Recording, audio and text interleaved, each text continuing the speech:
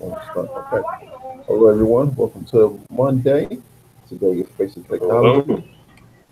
Today is Monday, July 23rd. We got a good show for you all. Everything ranks, everything ranging from technology. We got a little bit of Google, something involving the ocean, and we're gonna go in the second half to space.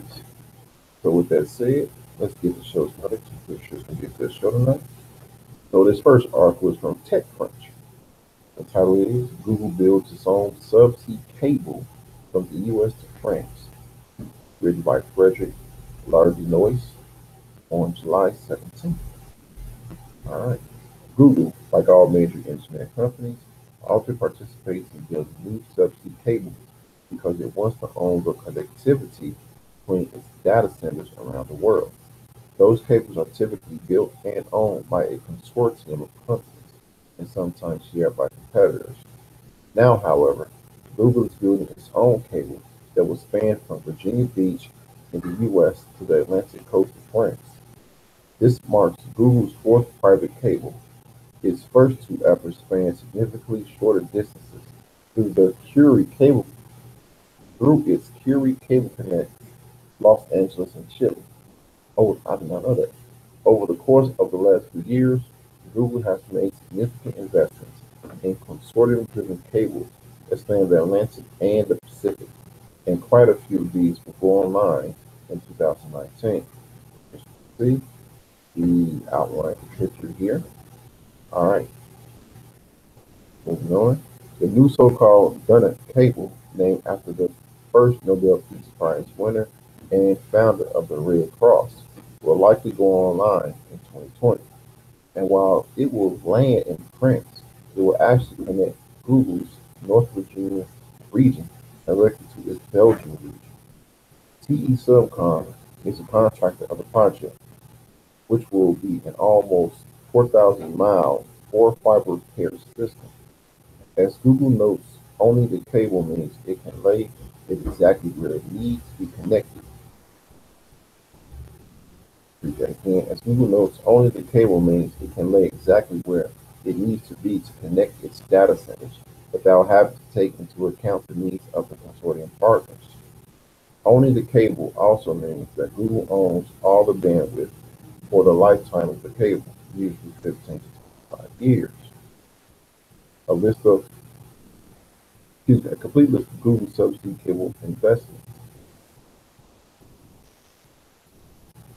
Now, that pretty sure that's the end of the article. This is Hmm. interesting Yeah. because yeah, I just found out a while ago how you know, internet connectivity through consciousness through the undersea cables and that by satellite how the masses think.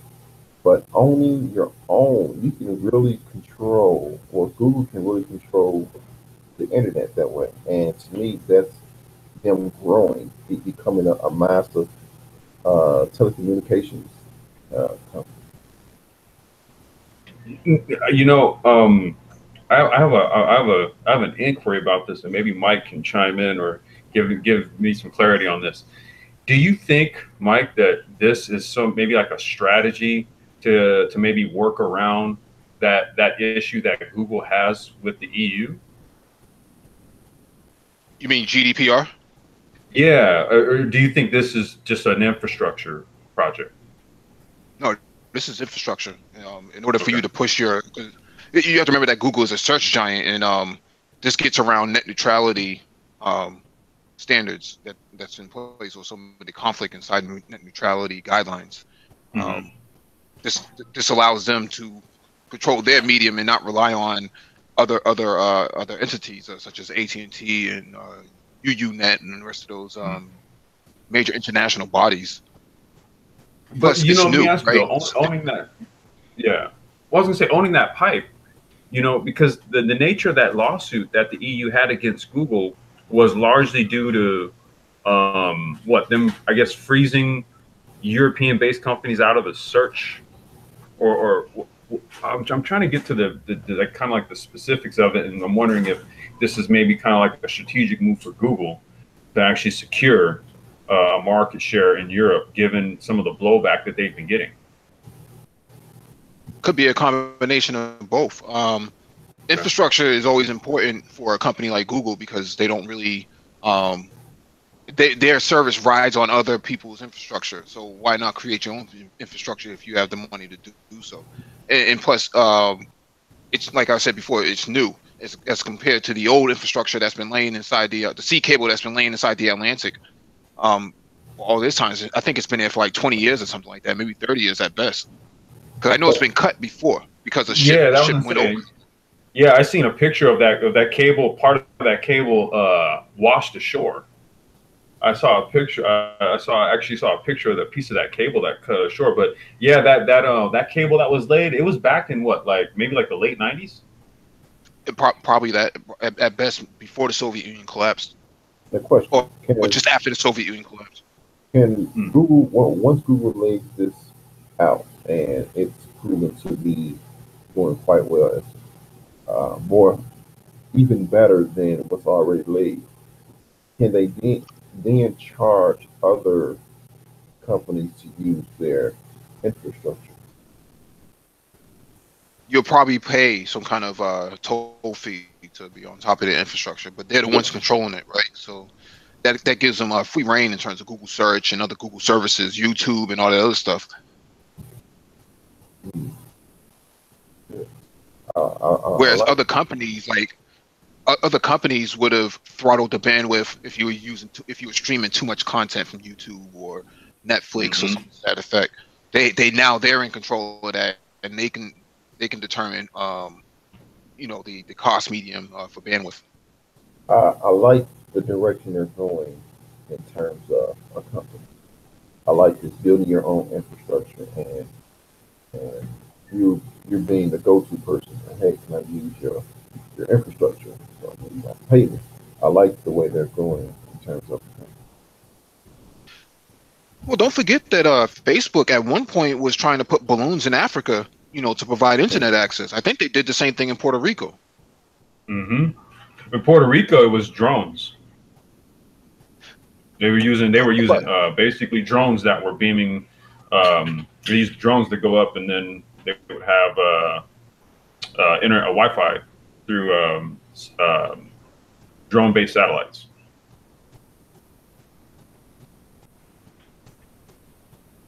I like this. Now, I did not know about the LA to Chile one. That I did not know. Wait, where to where? The article says they have another one that connects LA to Chile. Los Angeles? Yeah. To Chile. Whoa, okay. I didn't know that. Yeah. That's pretty cool. I like that. I like how they build this infrastructure. It's pretty interesting. All right. Let's any other comments on that?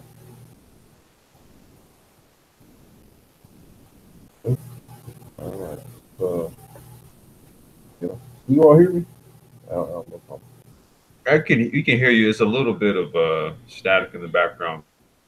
We can hear you. Though. All right. This next article comes from Engadget. Scientists discover structure within the sun's atmosphere. The team used algorithms to process vital data, visual data, and make new observations. This is written by Swantha Krishna, dated July 20th. While scientists have been learning more and more about our solar system and the way things work, many of our sun's mechanics still remain a mystery. In advance of the launch of the Parker Solar Probe, which will make contact with the sun's outer atmosphere, however, scientists are foreshadowing what the spacecraft might see with new discoveries. In a paper published this week in the Astrophysical Journal, scientists detect structures within the sun's corona thanks to advanced image processing techniques and algorithms. The question that this group of scientists, led by Craig DeForest from the Southwest Research Institute branch in Boulder, Colorado, was trying to answer was in regard to the source of solar wind. In deep space, the solar wind is turbulent and gusty, said DeFrost in a release. Well, how did it get that way?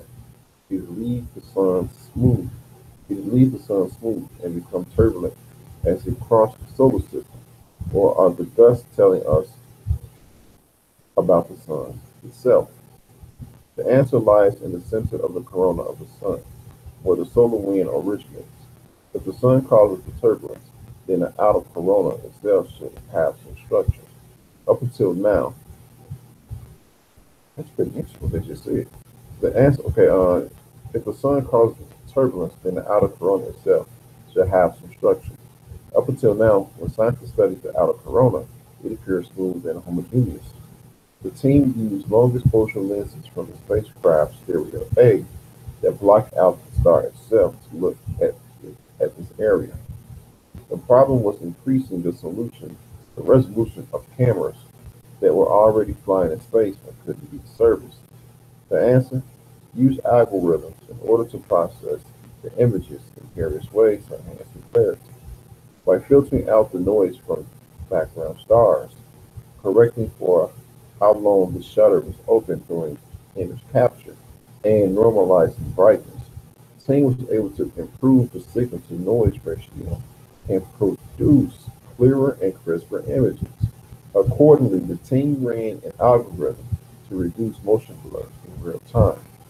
They accomplished this by actually shifting their images to take the motion of the solar wind into account. Be smooth, not just in space, not just in time, but in the moving coordinated system. The boss said. The answer to that allowed us to create motion blur that was determined not by the speed of the wind, but by how rapidly the features change in the wind. By taking these advanced steps, the team was able to determine that the sun's outer corona does indeed have a physical nature or structure. Very interesting. When we remove as much noise as possible, we realize that the corona is structured all the way down to the optical resolution of the instrument. DeForest said. Additionally, they also discovered that the Alfvén zone, or the area where material has traveled too far or too fast from the sun to be recaptured, is less a clean boundary than scientists thought. It's more of a no man's land zone than a clear surface. And finally, scientists discovered that they are struggling with their image processing starting at 10 radii from the sun. For the end, things align nicely. But something is happening at that distance, and researchers don't yet understand. And it raises new questions about the nature of our sun and what kind of physics are occurring there. All right, my 2 cents about this is I believe, or not believe, I think that an alien species has come to this solar system that we call the Milky Way, and an advanced alien species, and have created the sun to harness its energy. It's just the energy that the sun is putting out is a byproduct, and we are the byproduct of this advanced species creating sun for themselves. And when they find out that we exist, they're going to come and destroy us. Ho, ho, ho. Say that again, Lionel? What happened? No, you said wait. So you're saying that based on the structure that's on the sun, you think that that's the result of an advanced species? Is that what you said? Yeah, an advanced alien species that found a good part of the solar system to build this nuclear-powered sun, and they are harnessing much of the energy, but the energy that the sun is putting out towards us is a byproduct, and we became us because of that byproduct. And when they find out that, oh, you all came up because of this byproduct, we're going to destroy you. They're going to destroy? Wait, so it's not going to be a certain person who's going to cull 1/3 of the population? I'm not going to say that. I just want to make sure. I want to prioritize my potential life-threatening enemies here. I need to put them all in priority. So I just want to. No, you know what? That's an interesting. That's actually a very interesting take on that. There's a few. There's a few researchers, a few authors and stuff, especially like during my time when I was very much a bookworm. People like Eric von Daniken and I'm trying to think of a few other individuals that wrote some very interesting books about the Sumerian gods, like the Sumerian texts, the Anunnaki and Nibiru and all that. A lot of those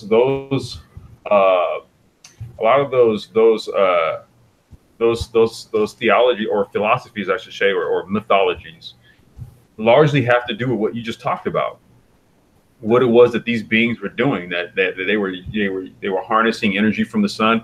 They also say that they were actually mining the earth for gold too. That was another thing, right? Because gold is from my understanding, gold is actually a precious metal byproduct of the sun's interaction with the earth's environment, right? So there was that whole connection too. And there's, like I said, man, I got those that I wrote or that I read from back in the day, but they spoke to kind of like that theory you were just speaking about. I thought that was very interesting when you said that.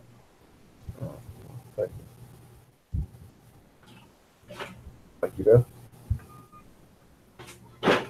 Yeah, I'm here. Yeah, any comments on that? Well, I'll comment on your comment. I guess I'll say that in reflection to what you're saying. How do you know that we're not the aliens? Good. To the other beings. Now, how would that work? Well, just to follow on Mike's point, it said that the beings from Nibiru are black. So I don't know. There might be something what Mike is speaking to.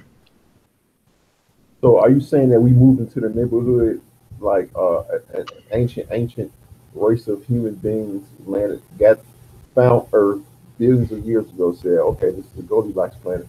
Let's send some of our people that like Superman, and they probably populated it, but not knowing that some folks were here already, kind of like squatting the solar system.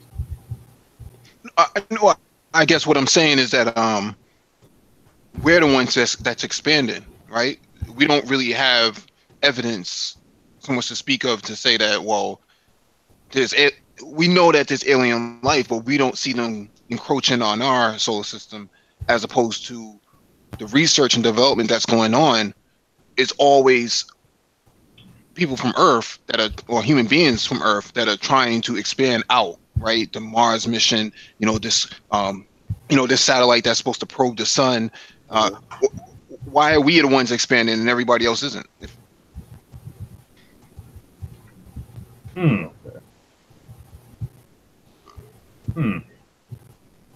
That's a very, very take. Yeah, I mean, because it does seem as though, and I can't speak for the nature of our intelligence agencies, our space agencies, and what it is that they know. But from an outsider's perspective, I can see where Mike is coming from. It seems like a lot of the activity with regards to space, largely from our perceptive viewpoint, largely has to do with us actually going outwards, not people actually coming in. These, again, at least to our knowledge. But yeah, I get where Mike's going with that. And I think this comment has something to do with it. Just a small part. I don't think people realize how huge space is. Like it, the planets in terms of Goldilocks planets that can be potential homelands, that potentiality, if that's the word, is a billion trillion. Like a billion trillion for either suns or a billion trillion potential planets to colonize. That's how huge space is. It's unthinkable right now for us.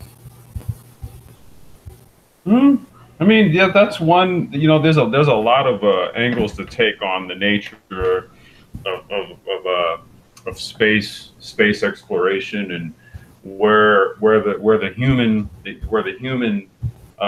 humanoid template falls into play here. I don't know, like when I was like back in the day, dude, when I was in high school and stuff, man, during like my hip hop days as a high schooler and stuff, man. Like my homies, we used to like watch a lot of like Malachi Z York tapes, right? Like I don't know if anybody's up on Malachi Z York or anything like that, but I heard like he gives you basically the creation story of Black folks from the ET perspective, and it's some bugged out stuff, man. Like it's not for the weak minded. So you can kind of pursue that as you would like to if you choose to do so. But there are people out there that have actually put out theories, right, based on the idea or the notion that like we ourselves are extraterrestrial origin. Serious. I know that time. Any other comments on that one? Nah, man, that was a good article. Yeah. That's true. That's really cool. We'll hear more about that later on as they discover more. All right, this next article comes from Engadget. It's by Marlia Moon, dated July 17th. Microsoft and Walmart form a digital alliance against Amazon. Interesting. It remains to be seen if their partnership leads to Amazon Go-like stores. All right. Walmart has found itself a fairy godparent in Microsoft. The two companies have teamed up to further accelerate Walmart's digital transformation in retail. And Microsoft chief Satya Nadella told the Wall Street Journal that their shared rivalry against Amazon is absolutely core to their partnership. Over the next 5 years, the retail chain will expand its use of Microsoft Cloud solutions, including Redmond's Amazon Web Service competitor Azure. While their announcement didn't specifically mention it, a Reuters report in June said Microsoft is developing a cashierless technology powered by Azure that works just like Amazon Go. The report also said that the tech giant is already in talks with Walmart to take the tech for a spin. If you recall, Amazon Go is the company's take on what a convenience store for the future is. Amazon opened its first location at the base of its headquarters in Seattle a few months ago and plans to open 6 more stores across the U.S. within this year. When you shop in a Go store, you simply need to scan it with an app to purchase what you need. Amazon algorithms will keep track of the goods you grab inside the store and will automatically charge your payment method on file when you walk out. Whether this partnership with App will actually lead to Go-like stores remains to be seen. Walmart has been trailing a cashierless shop since late last year.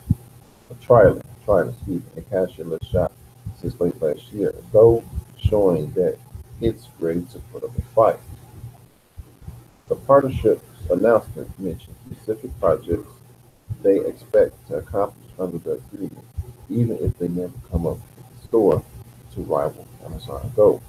Walmart will migrate some of its apps and significant portions of websites to Azure to enhance its online shopping experience. In addition, retail giant will build a global Internet of Things platform on Azure to route thousands of trucks in its supply chain. That's pretty cool. As well as optimize its HVAC and refrigerator units performance to save energy. That's cool. Microsoft will also help Walmart to use all its customer and product data to its advantage, hopefully in ways that don't invade people's privacy. Now, let me read that one sentence again. Walmart will migrate some of its apps and significant portions of its websites to Azure to enhance its online shopping experience. In addition, the retail chain will build a global Internet of Things platform on Azure to route thousands of trucks in its supply chain, and as well as optimizing HVAC and refrigeration and performance systems. I can imagine this global Internet of Things. I can imagine in a setting where you have, although the article said they're not sure that this cashless stores will come to fruition, but it comes, let's say it comes to fruition, and you have this global Internet of Things, and you got truck drivers that get a message from a Walmart store here near the nearest truck driver, or not the nearest truck driver, the nearest um, facility that houses Walmart products. And they say, well, this Walmart in this area is out of such and such. Dispatch truck. The efficiency in this is can go through the roof. Mm-hmm. You know, Lionel, it's fitting that you're talking about Walmart logistics and things of that sort, and we've got the good brother Man of Tomorrow here that's joined us. Oh no, MOT, how you doing today? Hey, what's going on, brother? Oh, yeah, I think he's muted. Okay. Oh yeah. Oh, there he is. What's good, man? I see the avatar change there, bro. Yeah. You know, I just turned 40 today, so. Oh, snap, man. All right, man. Well, congratulations, brother. Happy birthday, man. Welcome to the 40 Club. Yep. So, yeah, made it to the club 40. So. Yeah, man. Right, welcome. With this, like Walmart has been doing this or trying to get this implemented for the past 4 years, and I kind of beta tested it a couple months ago because I've been part of this implementation of this, at least in Ohio. And they are a couple years off from trying to be some Amazon type of deal, even though they have as much or even as more shipping capacity. They have their own, factories over in Vietnam and China and Taiwan and all that kind of stuff. So they got the same stuff that Amazon has. It's just that they don't have the kind of partnership with the post office that Amazon has. So that's kind of what the problem is. You're gonna have to wait extra truck because if you get hit by a forklift out here and stuff like that. Okay. Anybody else? Yeah. So it's just that they're way off on trying to get it implemented for some reason, but it's not as good as Amazon, and I don't think that it ever will be within the next 3 or 4 years. And you know how quickly things can change from now in 3 or 4 years. So they're trying to do what Amazon was doing. You know, MOT, like I recall maybe like 2 years ago, right? I remember some article about Walmart testing some driverless trucks or something like that. It seemed like they were out at the forefront of all of this, but man, then they got swallowed up, seemingly. Yeah, it's just that things change so fast. So what they're trying to adjust to is a constantly moving model. So no matter how far they catch up, they're still going to be behind. No, that makes sense. Makes sense. Yeah. So I mean, I did get a TV in 2 days. When I did order it online, it was but I had to pick it up at the store. For some reason, it couldn't be fast enough shipped from the store, which is around the corner from the UPS store where all my mail goes to. So, they've had this stuff down for how long, and we still can't get kind of like the final mile service. I mean, it could go to the store, but people want their stuff to from go the store to the house, right? Yeah, quickly. Yeah. And if it was going to be delivered to my house, or even a UPS store, okay, 2 days to the store, 5 days to the house, same system. What the hell is that? That doesn't make sense, and it's funny because, an entity like Amazon doesn't have any physical locations outside of its little Amazon Go automated stores that they're doing. They don't have any they don't have any retail spaces, right? So it's kind of ridiculous for Walmart's model to say, okay, look, 2 days to the store, and then from the store to your house an additional 3 days. Where Amazon says, okay, no stores, and we'll get it to your house. We're going to try to get there tomorrow. Because they can't guarantee it. Yeah. Right. Yeah, that's They right. can't guarantee it. But the difference between Amazon and Walmart in this regard is the logistics aspect of Amazon having the robots actually do a lot of the legwork, as well as the software doing a lot of the legwork. Softbots and hardbots. You know, your robots running around carrying these devices at rates faster than a human being can. Walmart, still hasn't had that infrastructure put in place because it's relied on retail for so long that it can't even foresee that sort of aspect. So I think that's where Microsoft is really coming in. You'll probably see more Chinese companies offering robotics coming out of Qingdao to offer leverage in that area. And in regards to the delivery aspect, the same day delivery, like if you have Amazon Prime, you get same day delivery on your goods that you order from Amazon. But Walmart doesn't have an actual answer for that. That's where I think it's an opportunity for people like us to come in and actually fulfill that last mile. That last mile, right. What I did see, there is actually, and I'm going to take pictures of it, and we'll show it on the next Hangout. But there's a Walmart that's close by me, and so my daughter and I, we went in there a couple days ago, and they have this huge, this automated tower thing, dude. I started to take pictures when I was there, and I left my my phone in the car to charge. But they have this automated tower thing, and what it is that, and it kind of maybe this is why Man of Tomorrow brings this up, and I'm like, this is funny, man, based on even what I'm seeing. So they have this thing where what you do is you order from home, and then this thing basically holds your order.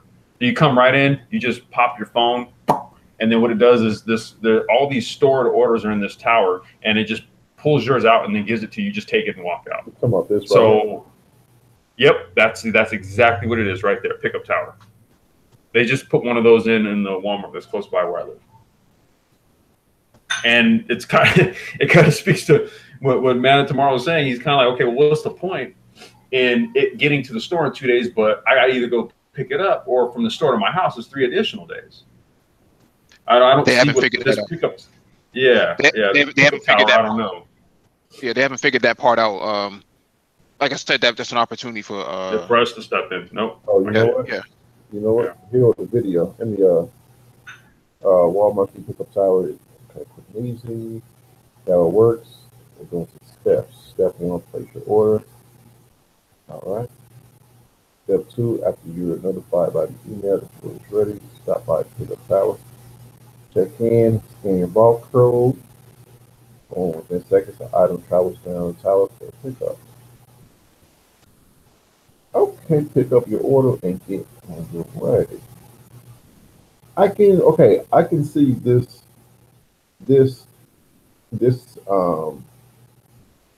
servicing a niche in terms of, I'm on my way home. I forgot to pick up such and such. Right. Okay, blah blah blah. All right, I'm stuck in traffic. Let me order this whatever from Walmart. I can just go in and pick it up instead of standing in line to pay for it, or go walk in Walmart aisles to pick up, then go to the counter.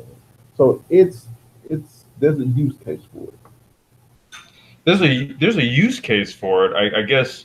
I mean, not. I guess. Well, I don't see that being an answer to Amazon. I think I maybe see that as being more of like a convenience item for Walmart shoppers, but as something that will serve as I don't see it. It's just convenience. Right. It's convenience, but it's convenience. It's a 4-cylinder engine trying to go against the V8 that Amazon has. And in order for that 4-cylinder to keep up, it's going to need some kind of turbo or some other aspirated such as supercharger, something. Mm-hmm. And I don't see it. It's something waiting to happen. Somebody has to fulfill that. I think what's going to slowly start to happen is that Walmart stores are going to start to close down. The ones that aren't doing as well, especially like in places like Boston, we don't have a Walmart. Like Walmart has been banned from coming into the city for life. For life? Yeah, for life. They can't come in because it would cause disruption to the smaller mom and pop shops. Right. So do they in Boston? Do they just relegate it to what the rural areas? It's outside the city limits. So Quincy is Quincy is another city outside of Boston, but it's actually like maybe 5 minutes away. But Quincy needs it because Quincy doesn't have any other retail market to select from. So it works for Quincy, but it doesn't work for Boston. And same thing with Cambridge. Cambridge doesn't have a Walmart because that's where Harvard and MIT is. Yeah, they ain't gonna have one there. I mean, they tried to put one over in Inglewood. They tried to put one over in Inglewood a couple of years ago, and like the whole entire city got up in arms. They're like, hell no. They're going to put like a super Walmart there, and they're like, nah, man, get that out of here. It's a community killer. Sure is. Any other points on the Walmart and Microsoft merger? Well, potential merger. No, I see Microsoft encroaching on other stores as well. Probably Best Buy, probably Home Depot, probably Lowe's. Yeah, I mean, this whole thing is just going to turn into some standard of world nightmare that they're going to have to bring up. Now, what about Target though? Well, excuse me, not Target, Target. I don't know, man. Target doesn't seem to. I mean, Target started selling groceries, right? In order to keep up with the demand of other retail outfits. They kind of keep up with Walmart, yeah. Yeah. I mean, Aldi keep expanding. They don't have a problem competing. Who's that? Aldi, ALDI. Yeah, they just do. They just got into the California market, man. Yeah. Aldi's here in California. Yeah. Wow. That's way. That's way out there, right? Well, you know what happened, MOT? They acquired Trader Joe's. Oh, that's what they did. Oh. Yeah, Aldi's like own square Trader Joe's, so that's what kind of got them access. They're brothers. The people who started them too, they're brothers. Really? I didn't know that. Yeah. I learned in my business class. She told us, hey, brothers. So yeah. Huh. Okay. Kind of like Puma and Adidas. Right. Yeah. All right. So, any other points? I'm still super shocked that there is no black brand. I mean, look how fast Under Armour came up out of nowhere, and now they're Dude, big. literally. I thought Piggly Wiggly was black.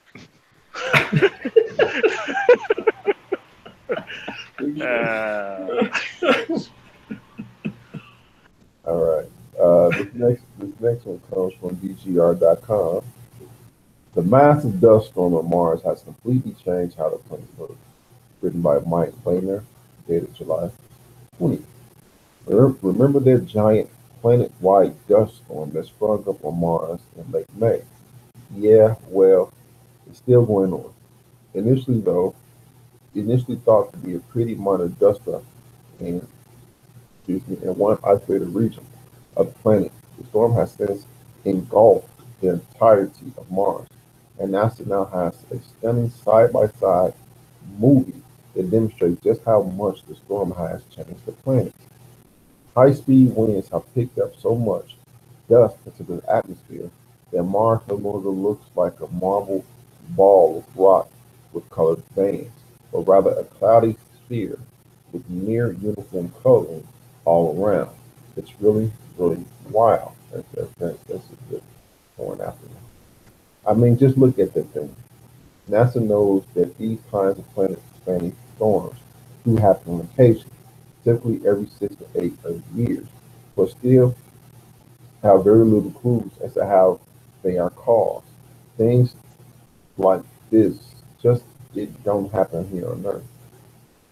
So it's taken the scientific community a while to really wrap their heads around it. The very fact that you can start with something that's a local storm or bigger than a small U.S. state and then trigger something that raises more dust and produces a haze that covers almost the entire planet is remarkable. Rich Zurich, a project scientist who works with the Mars Reconnaissance Orbiter, notes this is one serious dust storm we're talking about. And after seeing these images, it's no wonder NASA's Opportunity rover has been forced to sit dormant and wait for it to calm down. The aging robot has been in a low power preservation mode for weeks now, only waking up every so often to check its power levels and monitor the amount of sunlight hitting its panels. NASA is continuing to monitor the storm as best as they can, but there's really no telling how long it will be before things start to calm down. It should be weeks to months before the sky is clear again, and we won't know of opportunity's fate until the sun can reach the planet's surface once again. That's wow. Mike, you sent this story to us. What stuck out to you about this?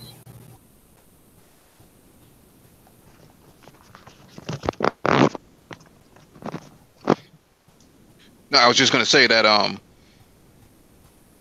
Mars is more complex than what we anticipated, and when you factor in that rover being stuck in the dirt and being covered with dust, that's a really high risk to send a device out there,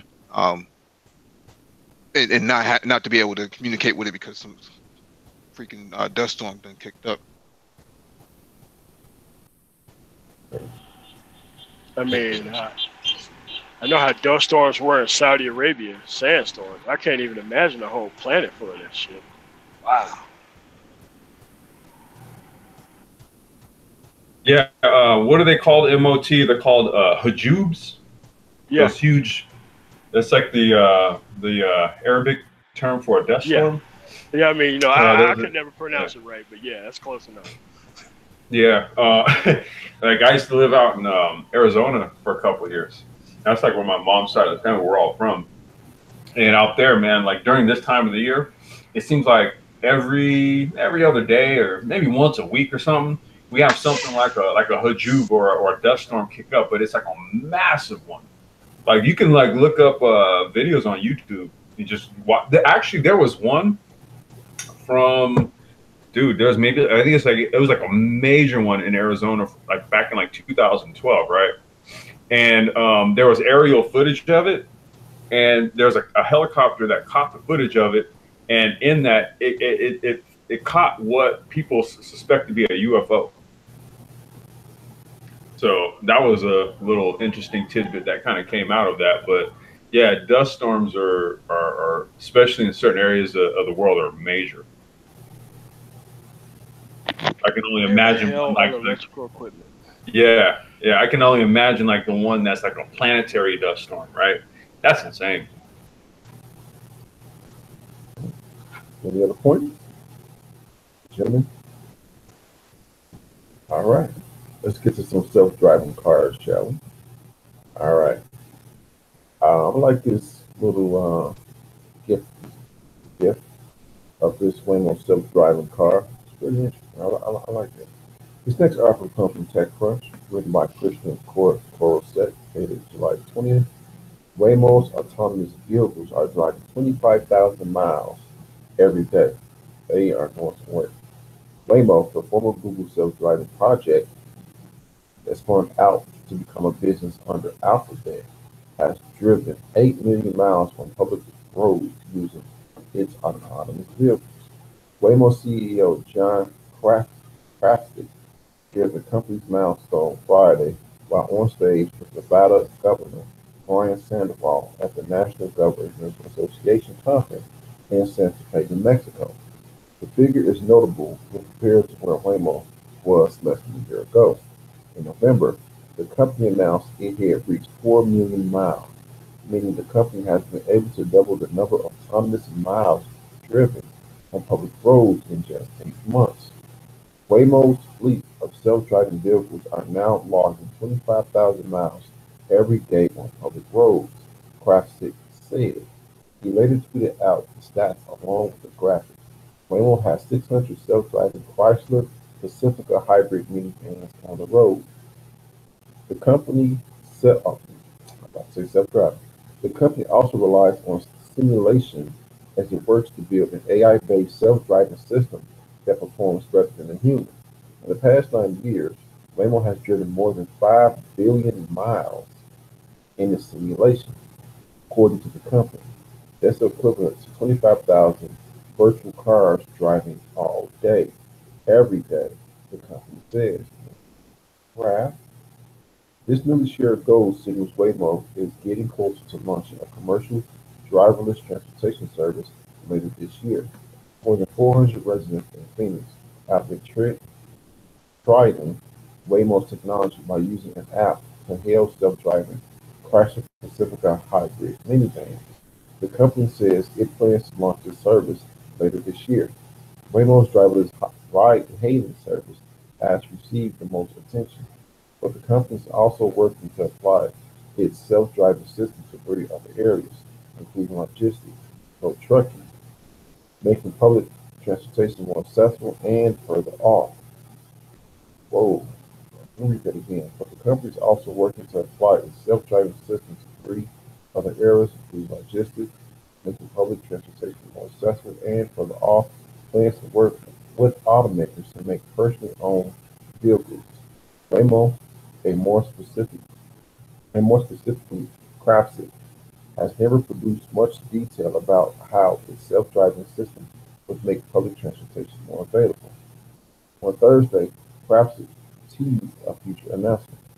We'll have announcements soon about how we're going to use our technology more, move people from their homes or work to existing public infrastructure hubs, so we as a society can get more ROI from those public transportation infrastructures invested. Mm. Perhaps said we can watch the forecast. Now, wait a minute. That last one can't figure me out. We'll have announcements soon about how we're going to use the technology to move people from their homes or work to existing public transportation hubs, so we as a society can get more ROI from those public transportation infrastructure investments. Okay, who wants first crack at this? Well, I mean, if they're talking about a public transportation sense, they don't really, those buses, unless they like go on a highway, they really never really go above 25, 30 miles an hour. Mm-hmm. So for something like that, where people have to yield to buses and all that kind of stuff, I can see it for public transportation. Nothing much outside of that, but public transportation, set routes, and probably disabling that kind of function when inclement weather come through. I can see that totally happening.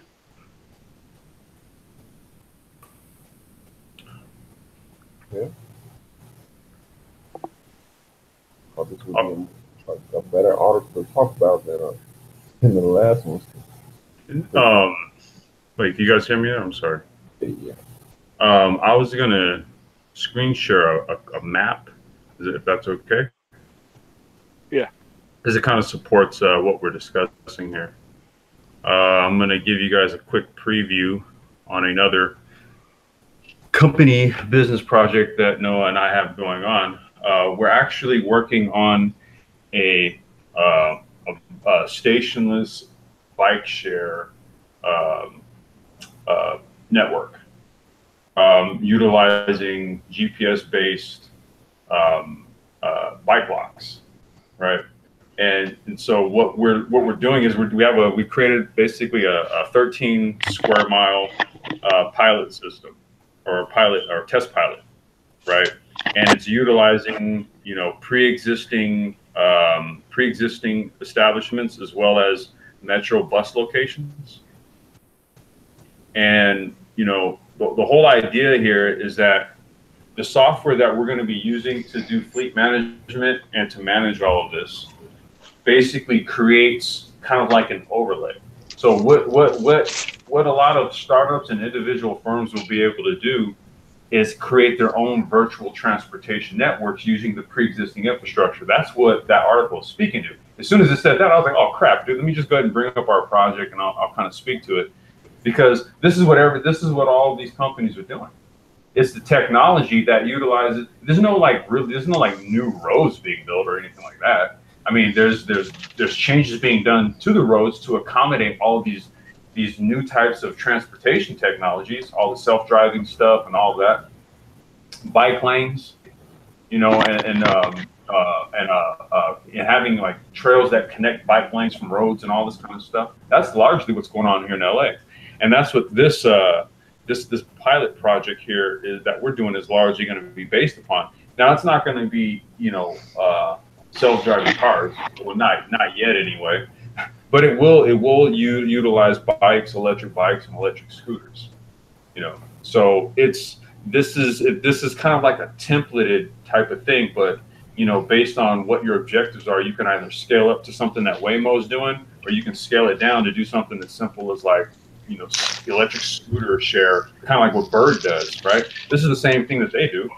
They just have a software, cloud-based software infrastructure that does fleet management and all that. So this is all tech. It's all run by tech, basically.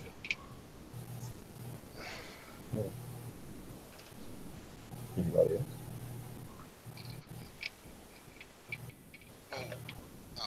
When I sent the article, I said, "No, Lionel's gonna like it." When I sent the article, I said, I know Lionel's gonna like this because that he got a similar van to that.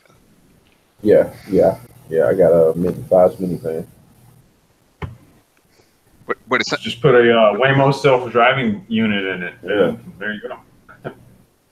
Yeah, I mean, people are already sending their kids to school on Lyft now. So. Oh, really? Yeah, dude, that's big out here, man. Yeah, hey, listen, tell them about the lunch thing.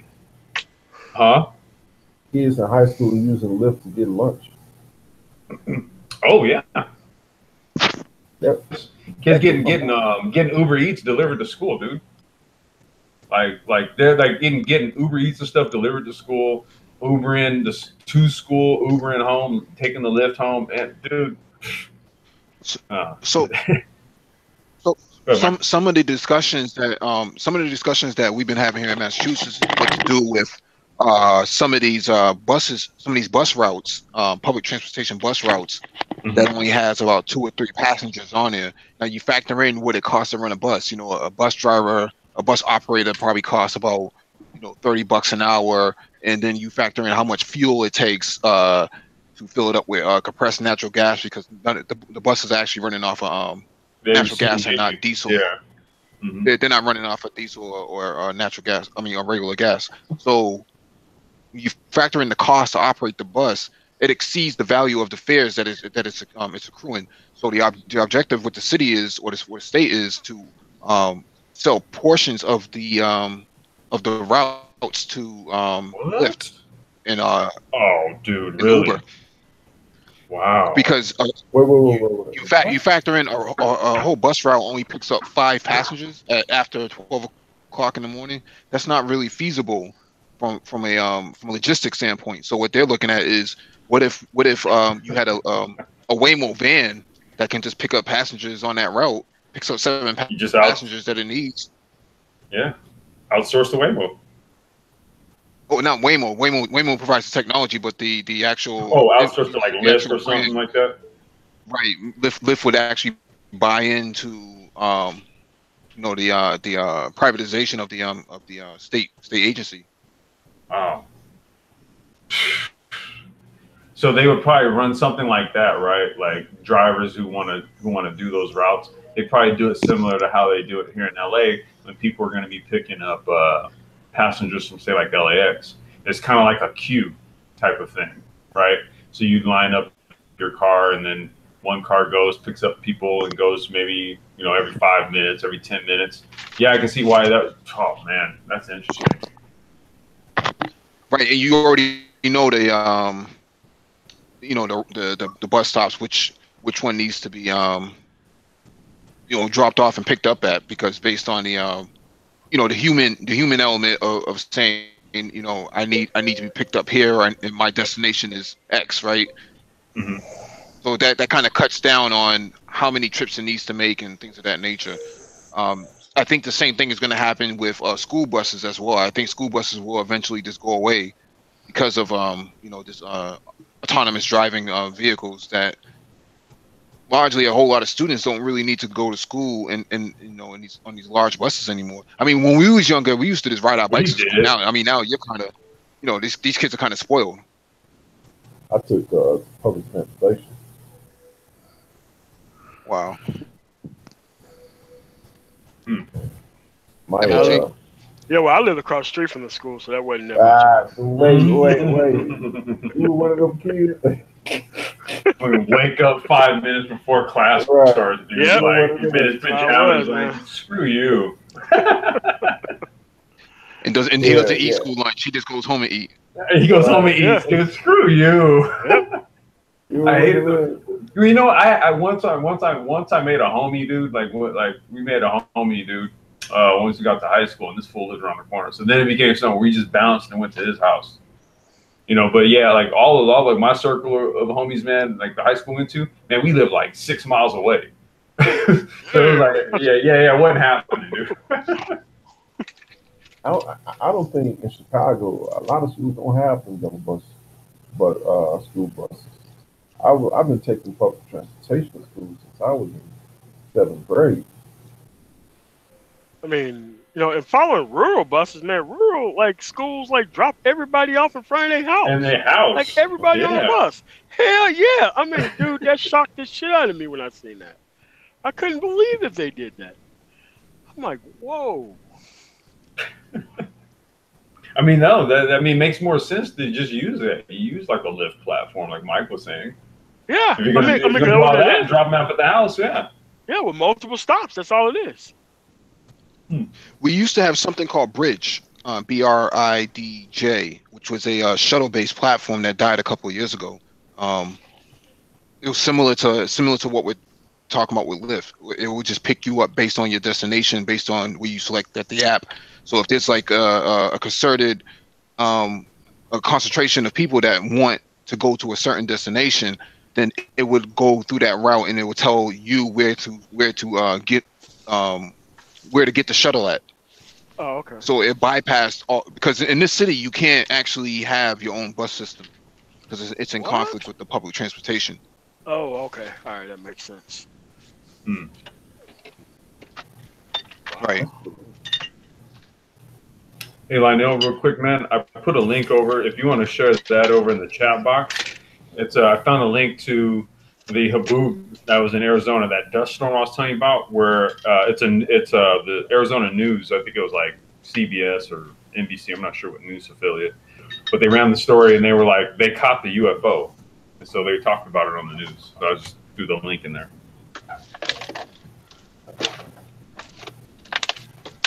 All right, I'll play it.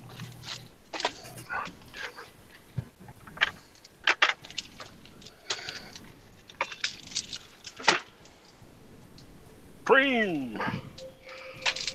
Oh. Okay, I see like What's up? hotel. 2 lights. Hotel. That cracks me up. Okay. Yeah, I thought Hey, of 2 lights. what's up, everybody? Yo. Hold on, Wait, I'm sorry. Hotel. Yeah. I saw a light at the beginning. It was 2 lights. And it's no dust storm. All right, let's go ahead and move on. This is from Engadget.com, written by Katrina Philippidis, 12 hours ago. Russia may send a robot crew to space in 2019. The Fedora, or FDOR, android will reportedly have liftoff by 2019, leveraging robotics to undertake dangerous missions that has all obvious benefits for mankind, and space travel is no exception. In 2011, NASA sent its Dexterous astronauts, mind you, that's the background noise there. In 2011, NASA sent its Dexterous assistants, Robonaut 2, on a trip to the International Space Station, or ISS, with the objective of working alongside preceding astronauts. Now, a source in the rocket and space industry tells RIA Novosti that a Russian android duo could be following suit as early as next year. According to Defense One, the Fedora androids will, in an unprecedented move, fly on the unmanned Soyuz spacecraft not as cargo, but as crew members. The Roscosmos Space Agency has reportedly given the flight its preliminary approval. We've reached out for further confirmation on this front. Fedora, an abbreviation of Final Experimental Demonstration Object Research, refers to a 2014 program that aims to create a robot capable of replacing humans during high-risk scenarios such as rescue missions. The androids have been endowed with a number of abilities, including driving, push-ups, lifting weights, and gadget shooting. Former Deputy PM Dmitry Rogozin then had to deny Russia was creating a terminator. With rapid developments in the AI arena, the question of whether it will be used for destructive or benevolent purposes is always on the table. For Robertson assured that Fedora would have great practical significance in various fields. Backing up those comments is CNA Associate Research Analyst Samuel Bendix, who points out that despite its military-ready build, Fedora was designed to function in space from the beginning. Now, the reason I put this article on the docket was because it's very interesting. Now, on our space technology show on Monday, today, we always talk about automation. We always talk about blockchain, Internet of Things, automation, robotics, and space. This is this is somewhat of a culmination of a few of those things we're talking about. And they're building these robots that have all this dexterous function, push-ups, lifting, shooting, driving a spaceship to space. This space race is gearing up. It's gearing up. Yeah, and it makes more sense to send a robot up. Oh, I like to say hello to our other guests. Nagone, how you doing? Uh-oh. We got Nagone, Preem. Oh, what's good? What's good, fams? What's happening? Yeah. We just out here. We out here in the cosmos, man. We just out here in the cosmos. Hey, man, I had to catch that quick, fast, kind of anti-grab ship, you know what I'm saying, and kind of flying out here a little bit, kind of warp space and time a little bit. Would you catch a little bit quicker? You know what I'm saying? You know how that move. Flowing on that gravity wave. You know how that works. But anyway, yeah, man. I'm checking you guys out. We just came off of one hangout. I think Preem was on that as well. What's up, Preem? What's up, man? What's up? So yeah, but they're now elevating the conversation from where we were before, from the other spot. Just taking a look here, my understanding also was that China, these guys are getting ready to pop to the moon pretty heavy there, and seems like we haven't been there in a little while. So I'm wondering what kind of space competition are we looking at with China as well? Miles, I say Mike actually spoke to something about that on, I think it was like either the last hangout or the hangout before about with regards to China. I think it was like the 2025 initiative in space. And Mike, you got China and Russia have a moon project that they're going to be working on, putting a base on the moon. And I think we talked about this last week, but Israel also has a project to put a rover on the moon come 2020, late 2020. So there's a demand to put these autonomous vehicles on the moon and on Mars. But this Russian robot is actually going to be contributing to the ISS. Okay, all right. Now the Russians have been pretty advanced because they were one of the first to drop a probe actually on Venus. So so they've been actually out there for quite a few decades, kind of getting indescribably live out there. So it's going to be kind of interesting to see how how quickly they look. We really get into a real big space race because we haven't been to the moon in quite some time. We've been to Mars, but now I think this whole move now, everything is coming to start, to kind of mine space, to kind of mine asteroids and this type of deal. That's where I think all this is going to from what I can see from right now.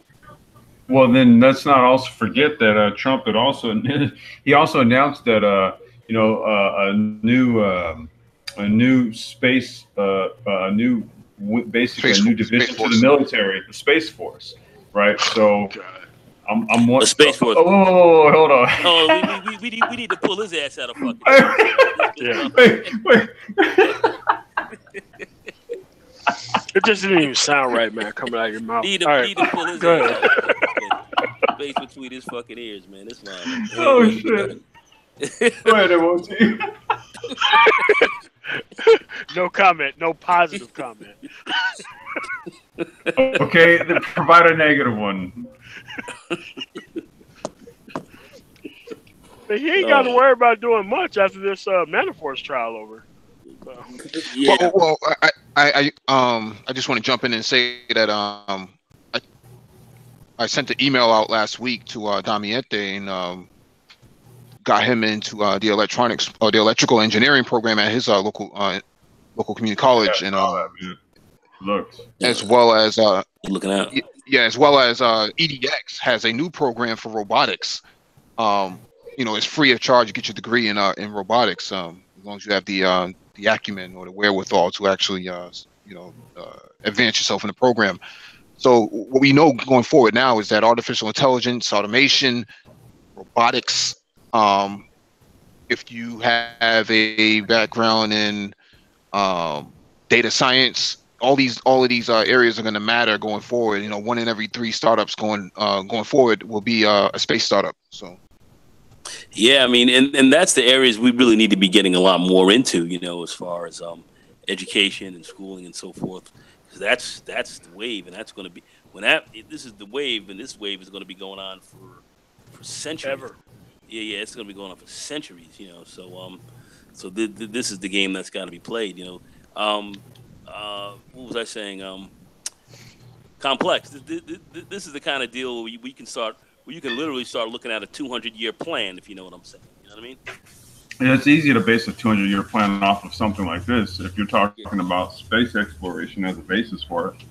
Yeah. And it wouldn't cost you much for a startup. We're probably talking about maybe $50,000 bare minimum for a startup in space exploration. I mean, we talked about this. I think the very first night on our space hangout. A very powerful telescope for the house would cost actually about maybe what was that line about maybe 12 to 14 grand. Yeah.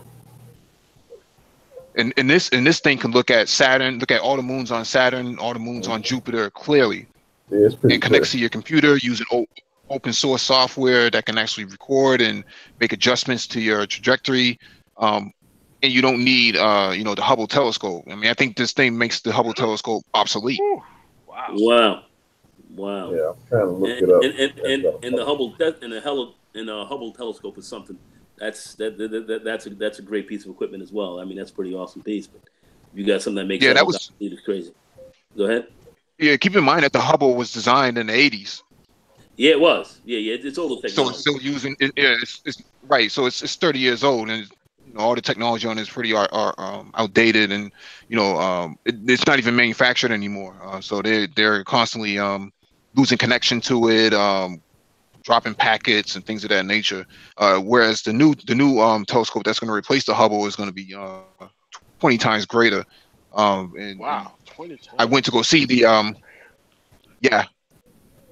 20 times greater. I went to go see the exhibit on our first hangout. Our first space hangout, and there's a lot of Black people who actually worked on that new telescope. A lot of African Americans that worked on it. They show it during the manufacturing process. Yeah. Now this is one of the telescopes we were manufacturing it. We were talking about on one of our space hangouts. Now I skipped toward where he looked at some planets on his Space Hangout. Actually, that's that's not it. But he, okay, here you go.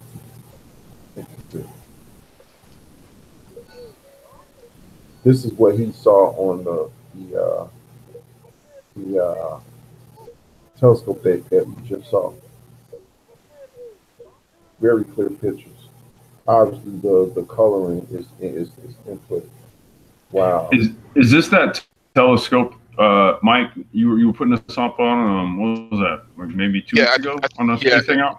Yeah, the first Space Hangout. I think that's a Celestron. I think that's what they call it. I think that's about maybe 10 grand. Right, and what he did, bad. yeah, and what he did, he put a Canon DSLR camera. He hooked it onto the telescope to take these pictures also. To take to take the pictures. Yeah, so the telescope is looking at these. And then he's snapping it through the DSLR. Okay, gotcha. Right. So he has wow. Right. Okay. It's pretty Wow. pretty nice. Yeah. Damn.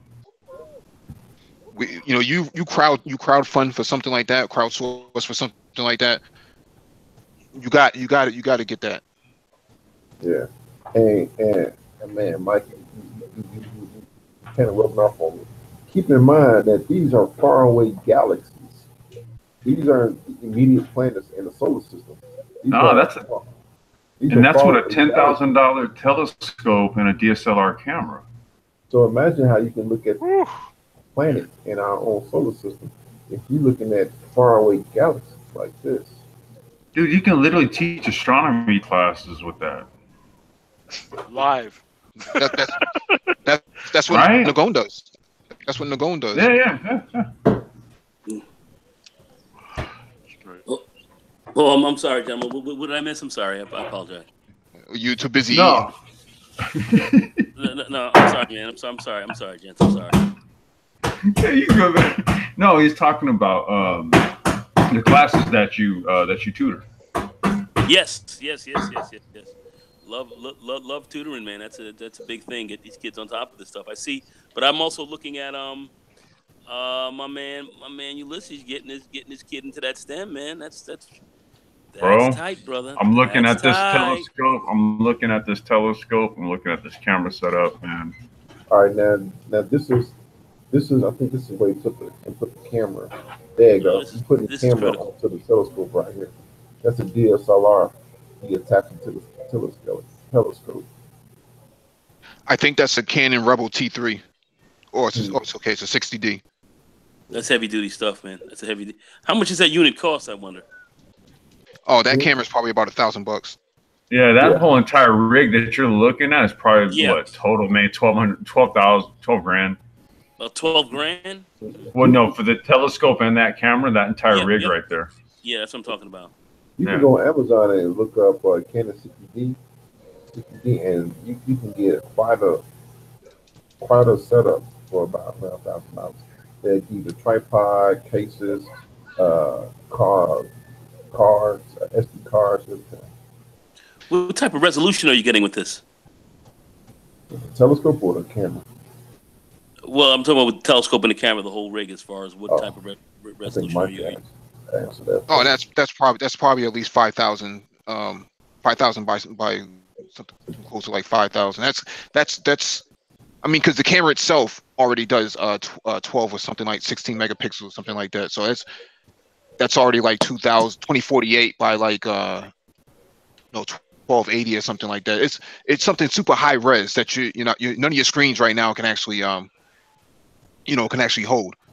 That's something you use multi screens for, which is why I said before you need at least 50 grand going in to start your own planetary space exploration. I guess organization or whatever it is that you're trying to establish. You need the high powered PC. You need the big 80-inch flat screen TVs in your little space operations center that you would actually set up. The camera, the telescope. Maybe even like some cloud-based services as well. Oh, absolutely. AWS, Azure, GCP, Google Cloud Platform. I mean, Lionel likes this real big one here, that Yeah. big old cannon. Yeah, this is nice right here. Yeah, okay, that's the one we saw. That was the one we were looking at, the last one. Yeah. This is the Yeah, I think that select one was like 15, 16 grand or something like that for that telescope. Now this one, let's see. This video I just saw.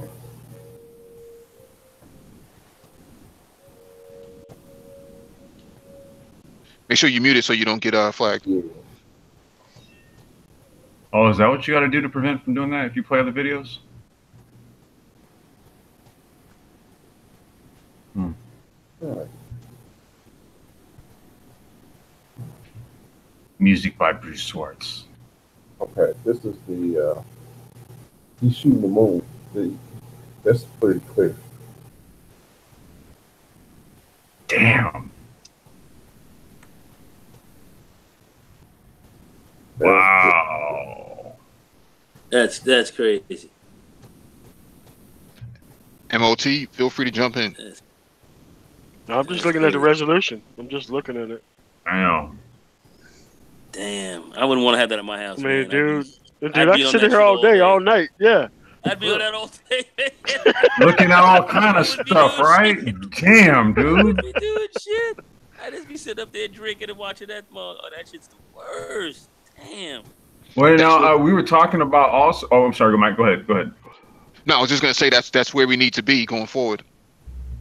Mm-hmm. I know. I agree. And we were even talking about what you do is you take a telescope, right? So if you actually, if it has like a motorized axis rig on it, then what you do your PC and then you run a program like Stellarium, right? So in Stellarium you can type in a star name or something, right? And then what it'll do is it'll pull that up out of the catalog, and then the telescope will just rotate and pivot to where it's at. Damn. You looking right on the moon, Jack. This is like, wow. That's crazy. That's crazy. And imagine this. Let's say China, Russia, or any other country goes to the moon. What's the possibility of you looking at them from your house That's while they crazy. land on the moon? Look at that resolution. That's crazy. It's crazy. The resolution was, man, off That's the charts. crazy. That's crazy. On fleek. You know what? That's You know, on fleek and in a major way. Wow. to kind of follow up on what we were talking about on like the previous hangout with regards to this type of stuff.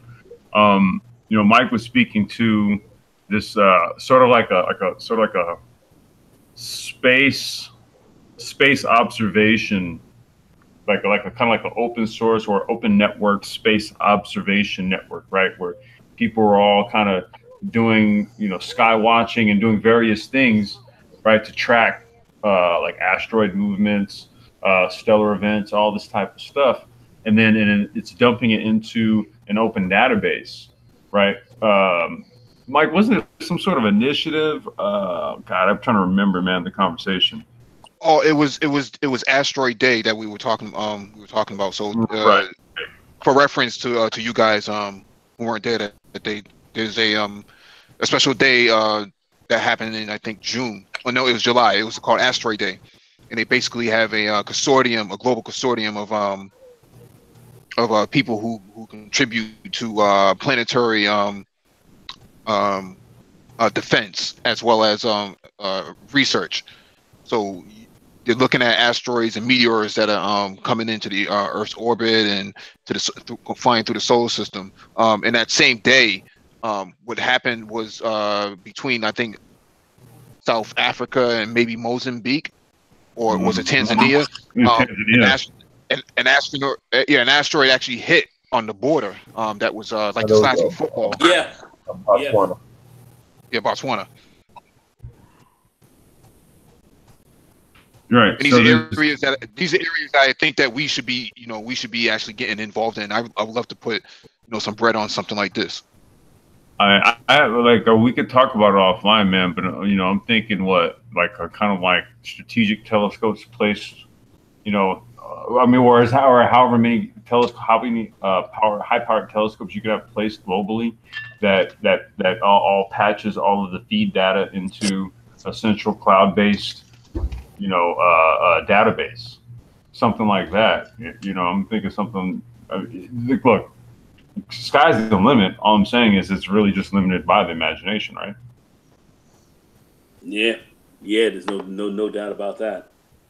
Well, I just can't get over this resolution, man. This shit is insane. So Nagom, think about it, right? You have this great telescope, but you have it, you have some in various regions in the U.S., and then you have it, and these are all maybe sort of like privatized, observatory feeds or something like that that's used for whatever private data collection reasons or what have you. I mean, this kind of more or less just kind of speaks to what Mike's talking about, is like having your own space and initiatives, space objectives, and creating ideas for startups and stuff like that. I mean, dude, like we don't really hear black space startups as something that's discussed as a viable pursuit of industry, Not at all. Most black folks are not thinking about that. They're thinking about the Kardashians and this kind of shit. So, Well, when I went to the museum on the first day of our space hangout, there was like an 8-year-old boy at the exhibit, and he was just firing off facts off the top of his head like a Gatling gun, like a machine gun. Every planet, what its gravitational pull was, how many moons it had, just a litany of things that I couldn't even recite myself. And he was only like 8 or 9 years old, just spitting it out like it was bars, like a rapper. Man, shout out to Paris, man. Yeah, dude. Like one time, actually, well, this happens. Like this has happened on like a couple of occurrences. But we go outside, and it'd be like maybe on one of these nights, like during the summer, where the sky is relatively lit up, the stars. And my daughter will look up and be like, "Daddy, which one did I come from?" And it's kind of like this question that rolls off as if it was just like a dad, like as a matter of fact, which one was it? Was it that one or that one or that one? So, I mean, at a young age, it seems as though there's some sort of primal remembrance of some sort of place they came to before they were birthed here. And, it would be good to sort of, at a young age, bring them into an environment where exploring, where they have that sort of subconscious remembrance to explore back. If you engage that at an early age, there may be breakthroughs that they're going to find that that us who are largely kind of removed from that sentiment, would largely ignore. That's why it's easy for an 8-year-old to just sit up here and just fire off facts about planets and their the moons of the planets and the gravitational pulls and all that. It's easy for them to just go and fire that stuff off. I know. Let's move to the next topic. Yeah, it's pretty.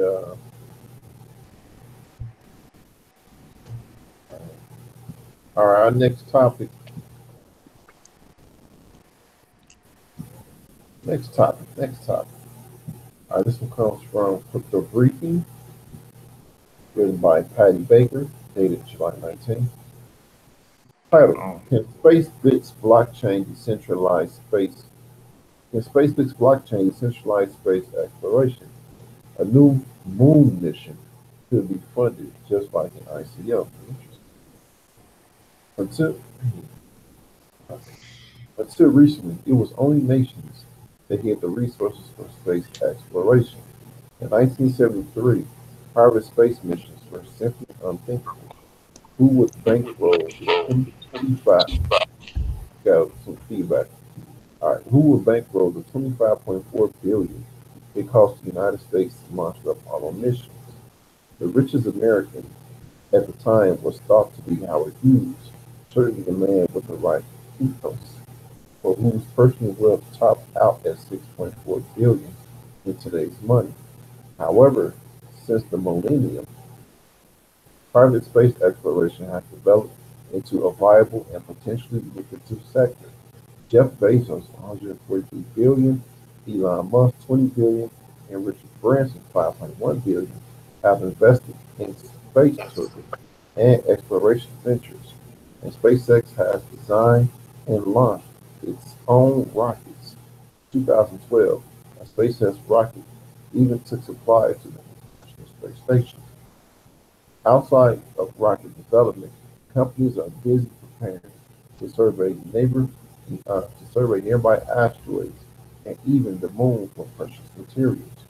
For the growing commercial space sector, the rewards far outweigh the financial and human risks associated. The Davida asteroid in the solar system's main asteroid belt is thought to hold upwards of 10,000 quadrillion worth of precious metals and rare minerals. All right, how can we decentralize space exploration? Many are enchanted by the idea of the human journey into space, and most believe it will happen. SpaceX founder Elon Musk says he hopes to breathe his last of the first human colony on Mars. But some hopes that as humanity begins to phase past the final frontier, we can do so as a community. Facebook is a company looking to use blockchain technology to fund and operate space exploration missions. The team argues that blockchain technology is a far more effective means to coordinate global expertise than a centralized organization. The founder, Pablo Tanowski, argues that rather than relying on national governments or the incredibly wealthy, Facebook will encourage private participation through a decentralized form of governance. Why can't people themselves determine the next space initiative rather than a government or Elon Musk, he said? Tanowski says Facebook's main objective is to use blockchain to create a new cooperative and funding structure for space exploration. Due to the significant capital costs involved in building the technology and means to get into outer orbit, many space companies go through successful funding rounds without actually getting any closer to the principal objective. Considering that companies like Telegram and EOS raised over $1 billion from members of the public, SpaceX thinks then the same funding model could be used to provide adequate funding for space exploration. Once things get closer to the moon, the commercialization of space is a very real prospect for Jan Warner, the Director General of the European Space Agency, or ESA, said this week there was a place for private and corporate investment into space exploration, provided it was done in cooperation with national governments. Facebook is currently going through a round of funding and, if successful, hopes to be able to launch its first satellite to the moon in December 2019. In cooperation with two other British space companies, the current plan is to use the satellite to scan the lunar surface and send data back to Earth to be tokenized and sold on to the highest bidder. Wow. As the moon is believed to be very rich in minerals and rare earth metals, Tanowski argues space-based data will show science deposits and other resources that will put it in high demand among companies interested in sending lunar mining missions. Although the focus is predominantly on the satellite, the mission will also be a proof of concept to determine how effective space-based cooperation model is and whether it could work for more ambitious space projects. SpaceX received media attention when it was first established in 2014, originally as a service to put private keys into orbit. Since co-founder Professor Ian Angel left the project, SpaceX has maintained a low profile, and Tanowski says it has had time to reevaluate its main objectives and gather together a team of blockchain engineers. In some senses, SpaceX's relaunch back into the public eye is very timely.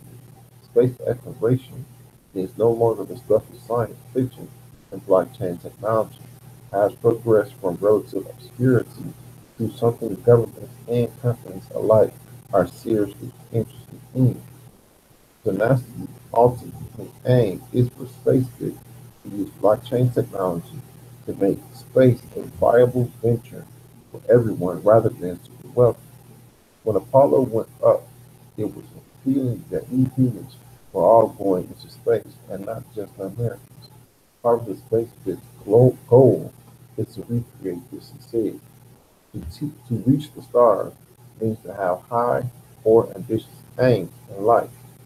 Although blockchain has strong potential on Earth, it can go beyond. That is a good one. That's a good one. Mining data and tokenizing. Wow, that's pretty good.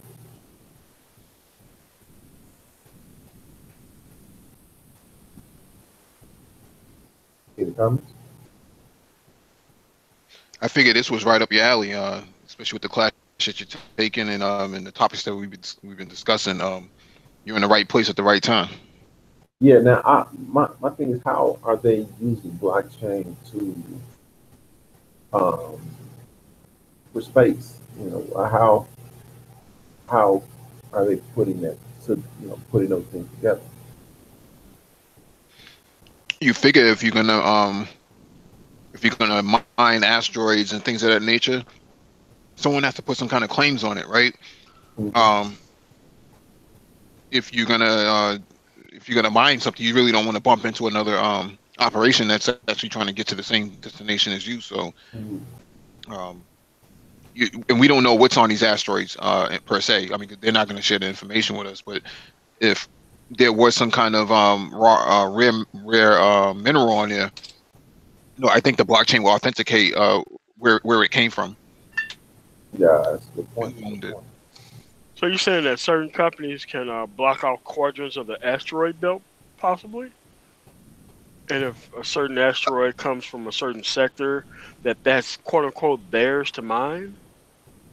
It seems that that's where they're going, and I think we talked about this maybe a couple of weeks ago about space wars. You'll probably see nation states start fighting over these asteroids that do come close orbit of the Earth and that need to be mined, that have these rare minerals on there that each nation state wants.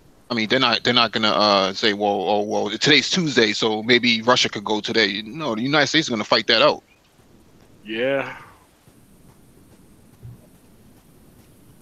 Wow. You may see satellites getting shot down. You may see spacecraft being knocked down. I mean, a whole entire different dimension will happen up there if it comes down to it. And I think what would you use the blockchain for in this aspect is to have a supply solution or supply chain solution that authenticates the materials that you're mining off of there, so that they're not being replicated on the ground or duplicated on the ground. Yeah, I mean, especially we can capture those diamond showers on far off distant planets.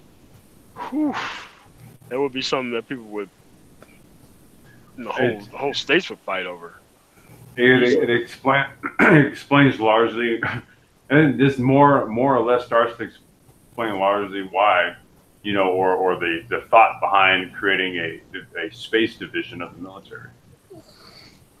Yeah, I mean, but you want smart people developing that, not dumb people. Like, I mean, what's the term that I want to use? Providing a solution for that. But one particular asteroid worth 10,000 quadrillion. God, what? Well, we saw the European Space Agency sent a probe up to one of those asteroids last year, and it actually failed, right? I mean, it didn't do exactly what it's supposed to do, and it ran out of battery life to keep it back. And now you see the Japanese are actually sending up a probe too to actually snatch some of the material off of it, and then run away and bring it back to I think one of the International Space Station to actually do research before bringing it back to Earth. There is definitely a market for this.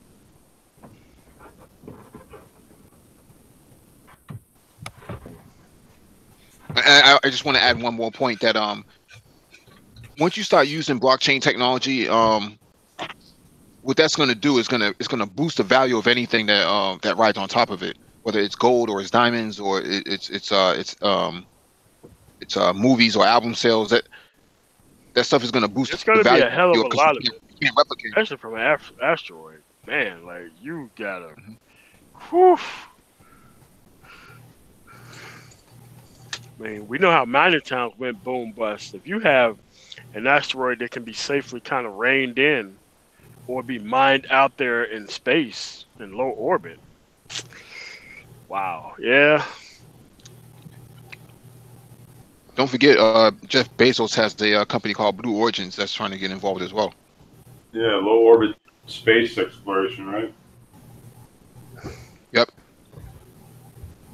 What was up with those guys? I think they were called SpaceX. It's Elon Tusk thing. It was like Pierre Diamantis and a couple other cats. Does that name ring a bell? What is happening to Google? They had something. Maybe I can look it up. It was called what? Pierre Diamantis. They did something. They were sending something up there to space. X Prize Foundation. No, that's not it. Organization. Singularity University. Does that ring a bell with anybody? What was the project? Let me see. I don't want to hold up in the time. You can always bring it back on open mic. Yeah, if you find it, we'll come back to it at open mic session. Okay, Yeah. cool. All right, let's get to this next one. All right, our next topic comes from CNET, written by Sean King, dated July 19. NASA aims for moon space station for living astronauts in next 10 years. The Gateway will linger in on orbit, making long-term missions feasible. NASA is reportedly planning to place a small space station in the moon's orbit by the mid-2020s. The Lunar Orbital Platform Gateway facility will make regular manned missions to the moon more feasible, USA Today reports, as more private sector companies get into the business of sending stuff into space. What happened to the commercial launch industry got to happen to the commercial lunar industry, Bob Richards, CEO of Moon Express, told the paper. I think there are very strong analogies between the two. Moon Express was founded in 2010 with the goal of scouting and mining the moon for resources. It's been working to lower the cost of robotic lunar missions, but Richard reckons humans will be able to stay on the moon in the coming years. The renewed push toward our lunar neighbor coincides with President Donald Trump's December 2017 directive pushing NASA to send astronauts back to the moon, which hasn't seen a manned American mission since 1972's Apollo 17. This was a shift from the Obama administration's focus on sending people to Mars. The space agency's Gateway will support exploration on and near the moon and beyond, including Mars, it says. NASA is working with companies like Moon Express on plans to fly robotic landers carrying scientific instruments to the moon as early as 2019. The planned NASA space station wouldn't be able to send astronauts to the moon's surface without a lander supplied by commercial or international partners. USA Today notes, but companies like Elon Musk, SpaceX, and Jeff Bezos' Blue Origin could help them out. We believe partnering with U.S. industry for power and propulsion elements will stimulate advancement in commercial use of solar electric propulsion and also serve NASA exploration, objectives, said Michelle Gates, director of Gateway's Power and Propulsion Elements. Our goal here is to gain input from industry on the draft solicitation to enable release of the final ladder this summer. Uh, the recent discovery of water sources on the moon will also make supplying a space station easier. In May, Bezos laid out his plans to set up a moon base with or without NASA's help. Last week, Israel announced its intention to land a mission on the moon with the help of the SpaceX Falcon 9 rocket. Friday will mark the 49th anniversary of mankind's giant leap when Apollo 11 touched down on the moon in 1969. Living on the moon, Jimmy, living on the moon. Coincidentally, the last article, I mentioned that Amazon had their aerospace company, Blue Origins, and they actually mentioned in this article. Yeah. That's pretty interesting though. Astronauts living on the moon, of course, it's in the next 10 years. But that itself is new territory to conquer. They already say, they think there's water and other resources on the moon. It's new territory to conquer, new territory to mine. Uh, it's lucrative. It's very lucrative.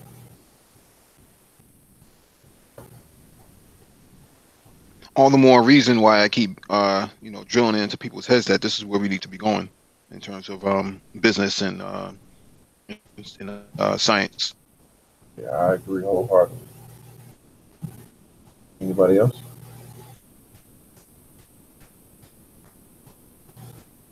No?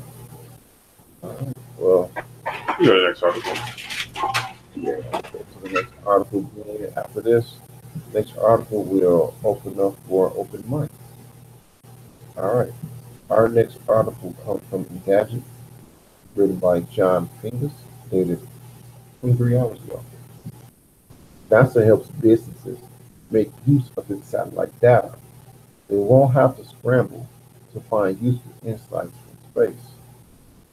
NASA has made its raw satellite data widely available for a long while.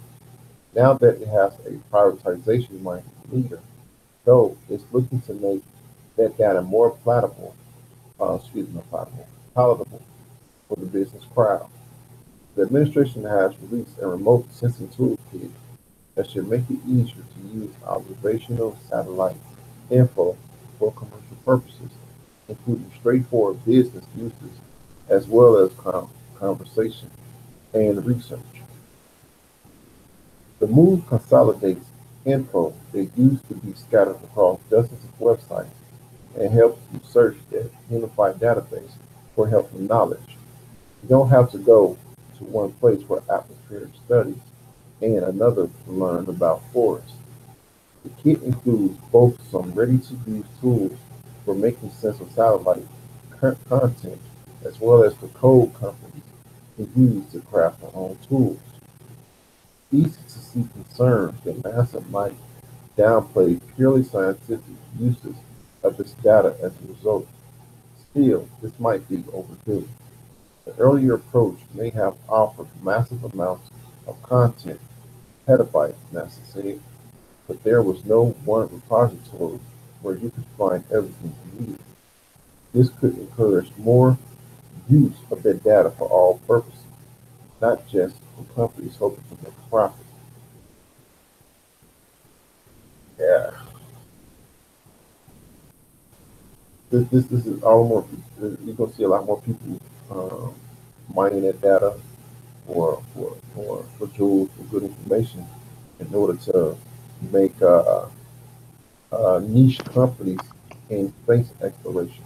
One person they find, hey, we can find this in the data content, so we're going to build our company around this niche aspect of space exploration and take full advantage of that. Yeah, data science is actually, you know, the precursor to how you build your machine learning out, or your automation and artificial intelligence. So if you don't have enough data to mine, then you can't really have a full visualized picture. So doing this data dumps and spreading out the data actually allows you to construct a better picture for yourself. So what is the data exactly, and what type of businesses would it be helpful for? So the data that they're going to be mining, or the data that's being dumped, is all the data from the satellites that are picking up, you know, the wavelengths, you know, whatever it's scanning on different planets and different moons, and different types of weather patterns that have occurred over the time. Gravitational pulls. I don't know if you've seen the new telescope well, not the new telescope, but I think it's I forget the name of the telescope that NASA had put out, but it basically uses they figure out a way based on the data mining that some of the bigger planets like Jupiter and Saturn had enough gravitational pull to turbocharge and turbo launch the satellite to Pluto, basically, and actually cut at least 10 years of time off of the duration of the flight travel, without actually using the boosters that's on the satellite itself. So that sort of data that they're collecting and mining is very useful for them, and it also be very useful for, you know, smaller institutions if they ever plan on doing the same exact thing. Oh, okay. So it's the data will have to do with what's going on out there. It'll be applicable to any type of business that's trying to do something out there. So would it be like data they're capturing here on the surface, here on the ground? It'll be the data that they're capturing out there, and for businesses that want to do like interstellar travel or whatever, mining or whatever. Anything at this point. I mean, you can build a satellite. You know, I think Ghana did it for like, you know, $100 or something like that. I think they put a brick in the sky, or a coffee can satellite in the sky. You know, I think it lasted for like maybe a couple hours and it came back down, but it was launched by a weather balloon. Just a little bit of data that they were able to gather allowed them to even perform such a mission. Same thing with India. India spent, I think, like 60 million US dollars to launch their Mars satellite a couple years ago. In comparison to the United States, NASA spent like $700 million. But based on the data and information that they gathered, India was able to cut the costs just based off of that. You know, data becomes very valuable. Gotcha. Open mic, ladies and gentlemen. That's it for the articles there, Lionel? Yes.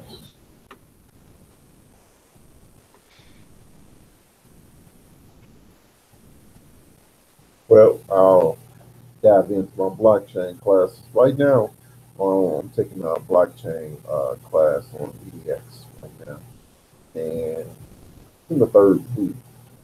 So far, we're learning about the history of blockchain cryptocurrency. The history goes back to the late 80s when the cypherpunking leader and liberalism movement, where they pretty much didn't want the governments to be the holders of, you know, your information, your money. So they were trying to break that apart. There were a few precursors to Bitcoin, such as DigiCash and two other precursors to Bitcoin. But each one of these, there were three that they named, but each one of these had a specific technology that Bitcoin incorporated, such as anonymous signatures, proof of work, things of that nature. So as these years, like Bitcoin didn't just come out of nowhere. Nobody just said, well, we need a digital currency, let's make something And Satoshi Nakamoto, 2008, 2009, created Bitcoin. Now there were events leading up to Bitcoin that supported Bitcoin's foundation. So these things supported Bitcoin's foundation. Bitcoin is the culmination of all these previous failures in the past. Now, Bitcoin do have some limitations. Bitcoin is mainly a store of value, a means of exchange. When you buy something, it means of exchange. Now, the limitations with Bitcoin is it's not Bitcoin as it is. The original Bitcoin is not as scalable as the masses need it to be. So that's why they implemented um, changes to the code for it to be scalable, meaning it can process many more transactions than it first set out to be. Now, the first instance of Bitcoin being used to purchase things was the infamous pizza purchase, where somebody paid another person $10,000. This was May 22nd, 2012. Not 2000, 10,000 Bitcoin to buy them two large pieces, and it totaled $25. That was the very first record of somebody using Bitcoin to pay for something. So since then, it started to jump off. Since then, because before that, it was this magical uh, internet money. Now, blockchain. The reason the the romanticism of blockchain is it is a continuous, decentralized ledger, meaning it's not centralized in a bank, it's not centralized in someone's house, it's not centralized in a company. This ledger is decentralized, meaning whatever is being used for, whatever ledger, whatever information is in this ledger, it can be shared. Somebody else can host this ledger somewhere else and multiply that by multiple times. The good thing in that is there's no one point of what's what I'm looking for. You can't corrupt it at any single point. You have to corrupt it at all its points, wherever it's being shared at. Meaning, it's pretty much it's not perfect in terms of no one can hack it. It's just very hard to hack it. So in this ledger, it could, like we just talked about asteroids, that would be the continuous ledger. Hey, this asteroid coming from um, this place owned owned by this person or this company. And cryptocurrency or Bitcoin, the blockchain records who owns what and how much. Now you can look at the blockchain explorer, such as Bitcoin blockchain explorer, and you can see which address owns how many Bitcoins. Now the address is used for pseudo anonymity, meaning you don't know who owns that much Bitcoin. Somebody can own 10,000 Bitcoins. You don't know. You only see their public keys. The public keys is a alphanumeric um, line, string of alpha numbers and letters. So that's what I'm learning so far in this blockchain cryptocurrency class. Pretty interesting. I know I butchered some things, but I learned a lot more than what I butchered. Well, I guess my question to you is: do you think that the program is worth it so Yes, far? yes. So far, yes. I feel like I'm getting a jump on things. Because right now, by talking to you and other guys and being on these YouTube streets, I'm getting to jump on these new technologies such as blockchain, learn about knowing that IoT is out there, AI automation is out there. So by the time the main the main society knows about this thing, these things and say, well, I want to do this and I want to do that I will already have to have a healthy head start. And You know, and I mean, I talk about this quite a bit, but because black men are this new emerging aspect of demographic of getting into the STEM field. We're a niche human capital in itself, right? So if we're going to be a niche human capital, we should be in niche markets as well. And I think that the emergence of blockchain development, as well as artificial intelligence automation, this is where we need to be. You know, I mean, I know you've heard me talk about it 100 times, but for people listening to this, this is where we should be at. I agree.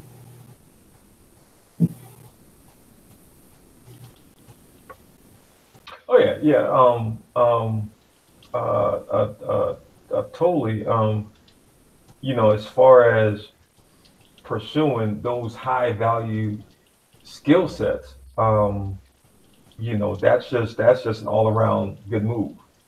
You know, and when the narrative, because what you often hear nowadays is like, you know, sometimes companies are saying, you know, we can't train the folks, you know, folks aren't, you know, don't have the training or the skill sets. But again, the opportunities are out there to, you know, for someone to go ahead and acquire the skills without waiting on someone to go ahead and train you in it. You know, and just the law of numbers, the law of averages, the majority of people aren't going to take that step. So just by stepping forward, you know, and taking that on, taking the initiative to take that on, to acquire that high value skill set that's going to be in high demand around the corner, it's pretty much going to put you in the league of your own. You know, it's going to you know, take you far away from the pack. You know, so as far as, you know, like for me personally speaking, like I'm going through, you know, I'm, you know, decided years ago to go through like a career transformation, not necessarily in STEM, but I guess in a quasi way, in the whole technology aspect of it, with automation having to do with sales and marketing. You know, the integration of, you know, fundamental marketing and sales strategies that have been around for time immemorial, but putting that into an automated behavioral-based type of system that deploys on its own. You know, that's kind of behavior-based. I mean, that skill set is out there. It's a very small market, very niche, steep learning curve, but that just tells you that, you know, there's only going to be very few people that are going to acquire it, and they're going to be in very high demand. So it's great opportunities out there. Great opportunities. That's an interesting point. Oh, go ahead, Mike. I'm sorry. I was just gonna point out that all of this stuff, cyber security, artificial intelligence, automation, digital transformation, these are going to be literacies that you're going to have to know in the next 5 years. And if you don't even understand, you don't even have a high level understanding of this, you're going to get left behind, because not knowing this is the equivalent of not knowing how to check your email. Yep. In the next 5 to 10 years. And you know, Preem, that's an interesting point that you make, man, because you don't necessarily hear the talk about how AI and automation, right, the tech side of all of that, how it affects something like sales, for example. That's a very interesting point that you make. Yeah, yeah, I mean, it's really just some neat, cool stuff, you know, once you go and get into it. I forgot the reason why. Okay, I know why. Because I was looking at some stocks, and somebody was had kicked around the name NVIDIA, and this was like early part of last year, so that they were kind of, you know, one of the companies to look at when it came to neural networking and machine learning. So I mean, shit, I just didn't have any idea about. So I jumped on the YouTube, saw a couple of videos, went to Meetup. You know, Meetups have Meetup groups or whatever, and I found that here in Atlanta there was a Meetup group in Alpharetta. So, you know, I signed up for it. I went to a couple of meetings, 2 or 3 meetings, and here I go walking in there, you know, 6'2", blue black brother, you know, looking like he just stepped off a football field, and I'm sitting there and all these agents was like, "Hey, are you sure you're in the right place?" You know, but they're all cool, man. But obviously, again, you go in there and I just want to get like a contour level understanding of it. And the one thing that I got away from it, I wasn't gonna learn anything that was going to be actionable or applicable to me, but still just going through the whole mental exercise of not knowing, you know, how they say, you know, conscious, not knowing, unaware, or not knowing whatever, and just going through those reps and just to get a grasp of it. You know, what I left with and again, I don't claim to understand on the fundamental level, was that basically like this whole machine learning neural networking, it pretty much is it's a program. And I used to be able to say it a lot more fluid than I can right now, but it was kind of like if you have a bot in a place and you want to move it to pick up a can in a room, it would process the distance between here and here to, you know, from like where it's at to the left, where it's at to the right, here it's at to the thing. Then it would do those formulations and figure out which one's the shortest distance, and it will move towards that, take 2 steps towards that, then it will create that equation or that process again. And I know I'm just butchering it, but what I walked away was, okay, so it's not just this machine that just has understanding and has intellect. It's a code, it's a program, and it just goes through this program and goes through these calculations, and it's kind of like it minimizes the error. That's what it was. It minimizes the error to get to achieve the objective. If that makes sense. It was just cool shit. It makes absolute sense. I mean, that's kind of like the whole logic and reasoning behind deploying this stuff. It's from a corporatized standpoint anyway. One, it's, you know, you deploy it from a technological standpoint. It does what you just said, minimizes error, right? So you can take human error out of the equation, and then on top of that, you can also eliminate salary. Right. Cool stuff. Yeah. MOT.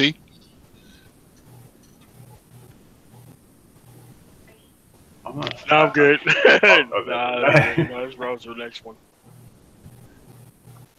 Well, it's just open mic session, so you can we're freestyling right now. Oh, yeah, we chopping about whatever right now, man. Okay. Gravity, what's up, man?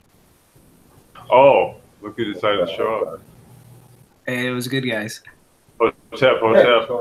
Now, Anti doing the EDX also. We'll talk about Anti. What was that? You're doing the EDX also. Oh yeah. I'm just doing the one on AI, and then I also signed up for the IoT one. That I think this is the same one you did, right? Mine is just the auditing, but so I won't get a certificate at the end. But I just started that one. Awesome. How is it so far?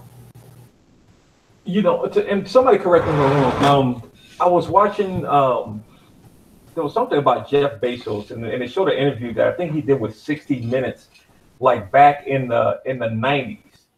And even back then, I think he was actually using the term artificial intelligence in how he had Amazon's whole way at that time, in like 98, 99, is that right? Yeah, about 98 or 99. Yeah.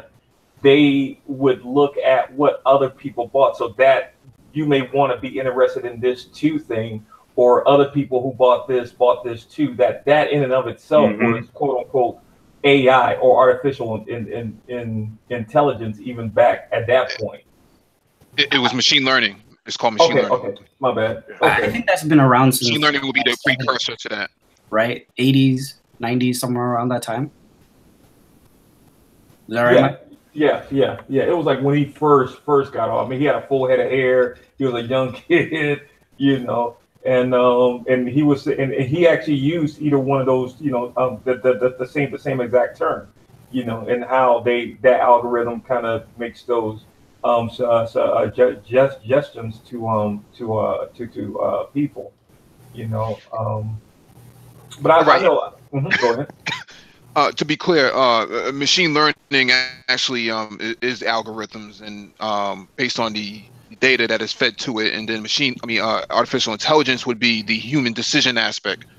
You know, so it's autonomous. It doesn't actually have to have any other human input. It actually makes human decisions, whereas machine learning doesn't actually do that. So artificial intelligence is more getting machines to, you know, gain general intelligence versus something for a specific, you know, task, right? Is that correct? It is actually behavioral analysis. Right. Okay. And so it has to mimic human behavior, whereas what Primo was regarding to or referencing about Amazon was that the suggestions that it's making about which books, because you bought this book, you should also look at this book. That's just the machine learning aspect of saying of relational databasing, right? So from one pool to the next, based on the location, based on zip codes. Go ahead, MOT. I say I also use it for Audible.com, and every book that they recommended to me was totally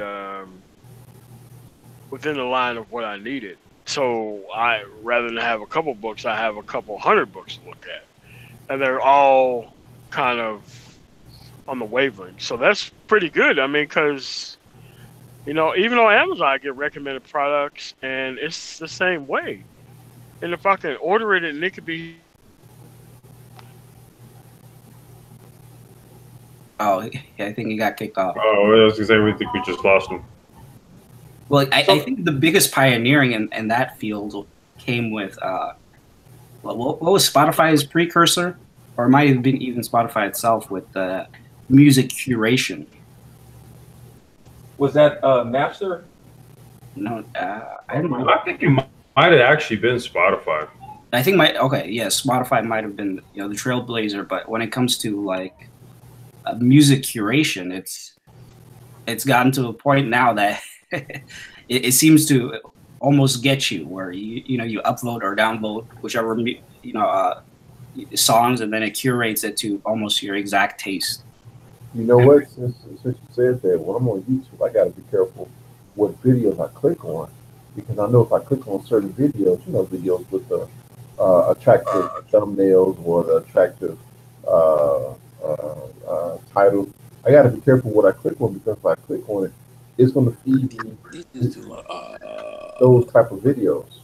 So if I could just, I don't want to lose the thought. Back, Mike, as far as artificial intelligence, is that still based on a program? That's actually, is it still based on a program? Is the decision making, the autonomous decision making, still based on a program? It's based on the platform. It's based on the program. So, for example, the new Google Duplex is artificial intelligence. It's really geared off of all the data collected through the search engine itself. Okay.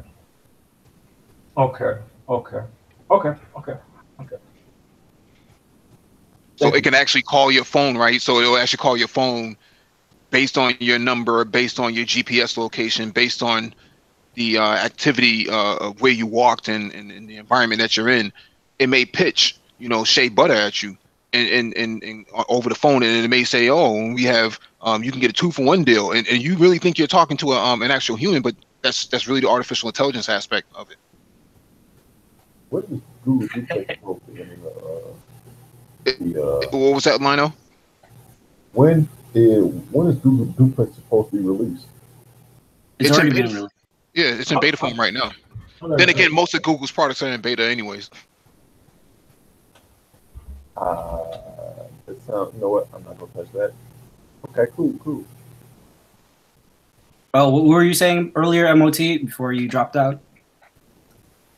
No, just saying that for actual books, it actually, I have like a whole library of books that I never endingly choose based on what I read. And that's great for whoever's doing that for Audible.com. I don't know the system that's behind it, but I always have something to read. There's always something I could just download 30 books and listen to over tape every week. It's great. I don't even have to think about what I need to even go out there. Hey, quick question. Does a subscription with Audible comes with Amazon Prime? Or is it separate? No, it's separate. It is. They're separate. They're separate. Yeah, I think they're owned by the same company, but it's separate. I have a monthly subscription, but I go way over the monthly subscription. So I just download whatever they even tell me to even listen to.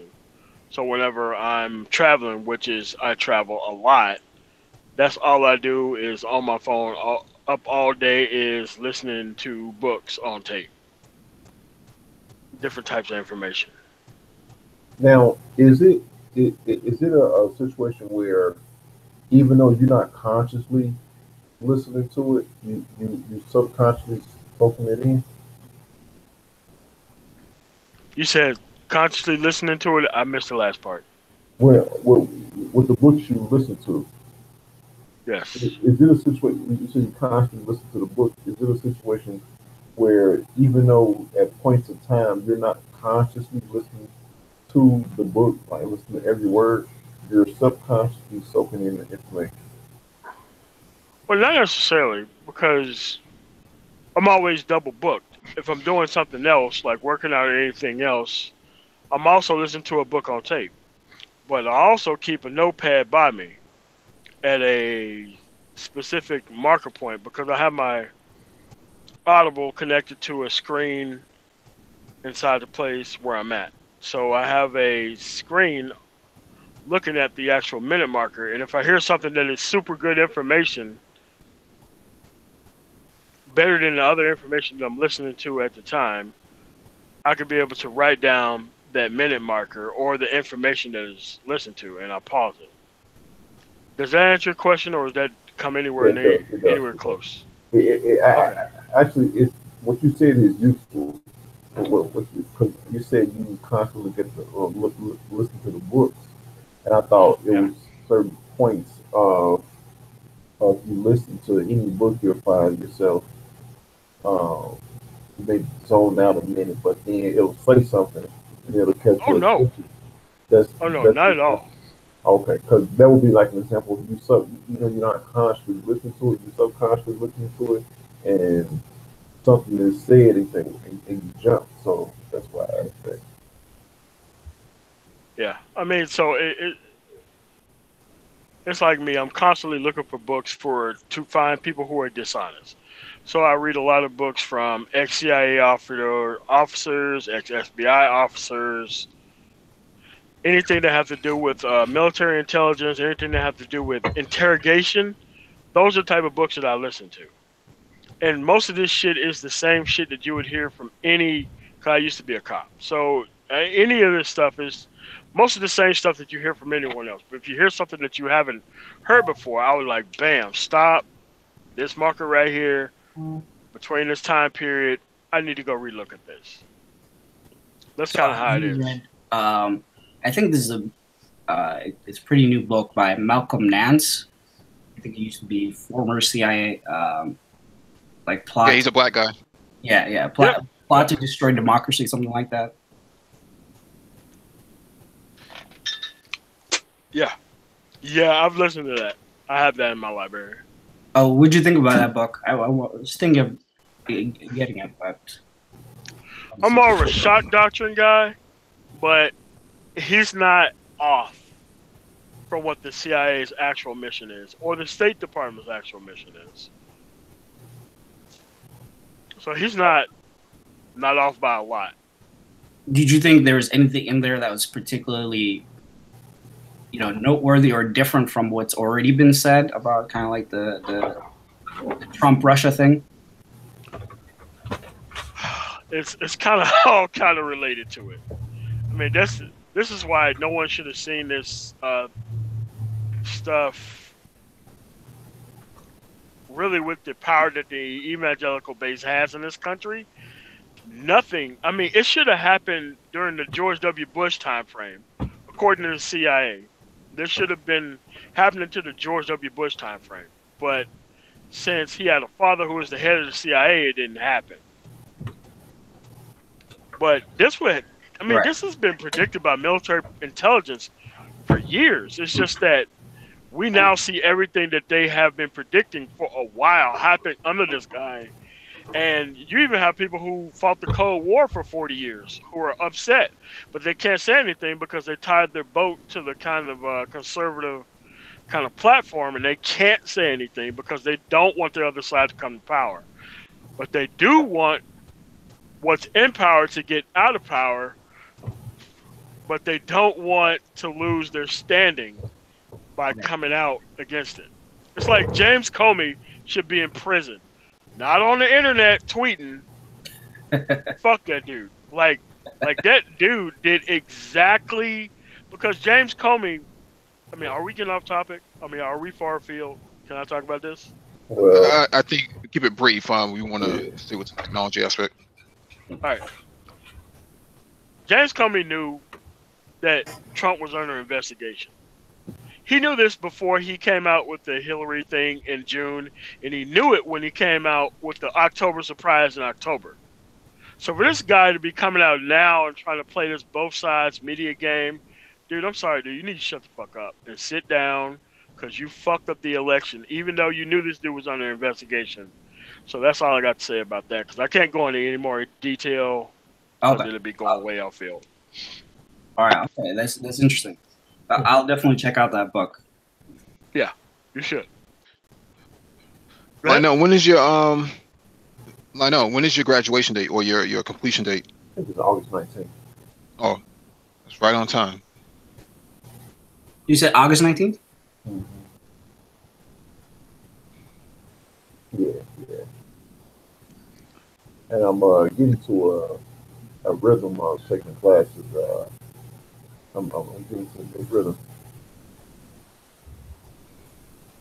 So is it specific dates or is it? I know they because I took the network security thing for EDX with RIT, which is our Rochester Institute of Technology, and I still get emails about class notes and stuff like that. So I was wondering if they still do that to you.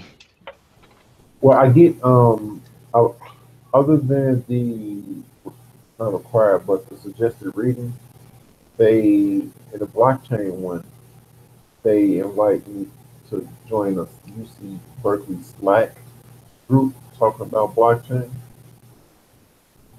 So that's the extent. That's like the highest extent compared to what you just said. But other than that, it's just required. Well, not required. What's something in the reading? Talking about the Silk Road and Russ Allman. The whole drug thing. How it talks about Satoshi Nakamoto, Bitcoin white paper, little stuff like that. Nothing too heavy right now. It may come later.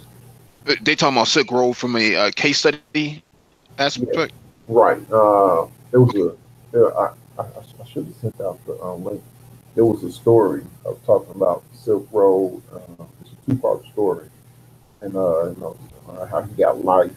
That they were using Bitcoin as the perfect way to transfer money since it's anonymous, and they were using blockchain to help them in their drug deals. Right. You saw the same thing with ISIS in Syria when they were moving oil and other resources into Turkey, being paid through Bitcoin, and then cashing out somewhere else in another country, like through UBS, like Bank of Switzerland. So it's interesting when you get into the criminal aspect of it or the criminal investigation aspect of it. That's something that we'll probably talk about Friday. I think there's an article that that was sent around through email talking about cybercrime as a service.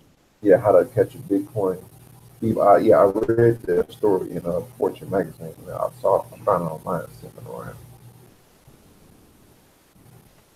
Now, I got a question for MOT. Yeah. You saw the movie, X-Men with I think the last Wolverine, right? The X-Men movie with the last. You mean the last Wolverine movie? Logan. Yeah, Logan. No, I did not see that movie. Oh, I don't want to spoil for you. I know. I have seen all the ending scenes and between her. Yeah, I've seen all the scenes that matter. I didn't see the whole movie in total. Right. Well, in the middle of the movie, there's a time where they're going down the highway and they have the autonomous trucks in there. Yeah. I would have thought you would had a perspective on that, but you haven't seen the movie, so at least all the details. I mean, certain scenes I've seen, like at the end when Logan dies. But what you're talking about, I did not see that part. Okay. You're But spoiling the movie. man. I think earlier, like last week, you had chimed in as far as on the whole probability of the autonomous trucks being streamlined and all that. Yeah, I mean, I just don't think that is. I mean, despite what you're saying on the local level in certain areas, I think that it's possible along certain highway points. Yeah. I just don't see that it's possible. Do you know how long it takes for a truck that is even half loaded to stop? Does anybody know that? Is that half a mile? No, that's a train. But No, I think it's 150 feet, right? yeah, 100 yards if it's half loaded. Yeah, 150 yards. At 55 miles an Damn. hour, 150 yards. There is not a single algorithm on this planet that can account for that. We're talking about stopping in a straight line. We're not talking about people who's not paying attention. We're not talking about people who weave in front of trucks or anything. We're talking about a straight stop. That is hard to account for. I mean, for a bus that don't go for 20, 30 miles, stop 17 or 18 stops, that's great. But you cannot account for a vehicle that weighs that much that could quite possibly stop in that period of time. So, do you think it would require that proposed $1 trillion infrastructure bill the Trump administration was supposed to put out? Where And it has to be something that's massive, and it has to be something that's so like a grand that's fundamental not out there. altering of the infrastructure to account for all these autonomous vehicles. Yeah, I mean, I personally don't think it's possible because you could probably have it in the Northeast, like along I-90. If anybody driven I-90 between New York and Boston, you have 3 and 4 connected trailers that drive along that would never be able to fit on a normal highway anywhere else outside of that particular zone. That could be possibly done by autonomous trucks, but I just don't see how an autonomous truck that would turn on a specific turn with people who get in the right lane when a truck is trying to turn perfectly left. I just don't see how a lot of people cannot get killed in that type of environment. I just don't. I've been, to the IoT meetings for the last 6 months or so, and we've been discussing this for quite some time. So there's actually something called vehicle-to-vehicle communication standard through the federal government, through the DOT. Part of this aspect is so that the cars can communicate with each other, so that there are no collisions, right? And what would happen here is that that truck would not actually run into that vehicle because the brakes on the vehicle would actually seize up before on the car before the truck even has to put on the brakes anyways. So we're talking about if you have too many cars on the road in order for this to work. All cars. Yeah, and I think this is my perspective, my opinion. I think in the next 10 to 15 years, I think you're going to see states start dropping vehicles that don't meet level 4 standards for autonomous autonomous driving. You're talking to level 4 autonomy? Yes. Yeah. I was going to say the other thing about electric semis, self-driving semis. The braking mechanism is going to work a little bit different with electric trucks versus like traditional diesel semis, because there's actual regen braking. Braking is done not only with the brakes on the wheels, but it's also done with the motor to actually regenerate energy. So the braking performance, they've done tests on this. Electric rigs can actually outbrake a diesel rig by a substantial amount of yardage. Now, it doesn't negate what you were speaking to with regards to literally the amount of weight being carried via inertia, right? In the event that someone decides they just want to, swerve over in front of the truck, like, the braking performance is going to be a bit better on an electric rig, but it's still not going to negate like what it is that you're talking about as far as like, you know, a human interaction with a self-driving truck. Yeah, I kind of fall in the category too. I don't see how they are going to be able to make that work. I mean, they're just. They're going to get better at it. But they're going to get better at it, and I hope they do. But I mean, because most trucks with a Jake brake, which is pretty much what it is, that slows the truck down automatically. That's been engaged at all times. That can cause a lot more other problems. So, especially during like rain and other factors. Like we're talking dry only. Let's just limit it to dry only, not other factors. I think that it could work, dry only. But as long as you involve these other factors, traffic, weather, those things are hard to account for. That data again. Like, so let me ask a quick question. So when we're talking autonomous vehicles, will that fall into the same category as AI, but with a different spin on it? Is that within the family of AI, autonomous vehicle? Autonomous vehicles do have artificial intelligence. Yeah. Okay. Yes. Okay. All right. That was all. I just wanted to add on that those vehicles are actually being tested now. The Chinese have a whole entire loading dock in China full of autonomous trucks moving big shipping containers 40 feet long full of goods without any error. Yeah, but that's on regular roads. They have to get on with other cars, right? So excuse me? Was it on roads with other cars already there? Yeah, I think it's in Qingdao. I think because there was a whole entire city. There's a documentary on YouTube. I think we discussed it maybe in the early versions of our Hangouts that they have a whole city developed just for autonomous vehicles, and they haven't had any issues with semi trucks crashing. But okay, what you're asking for is okay. I'm okay with what you're talking about, but you're talking about 50 different states with 50 different lobbying firms and 50 different styles of doing business. They can do that in China because they're communists. They can launch a actual law from the top that really covers everybody. We don't have that style of government in the United States. I mean, if we did, New York and California would be running the entire United States, to include the South, who actually needs it.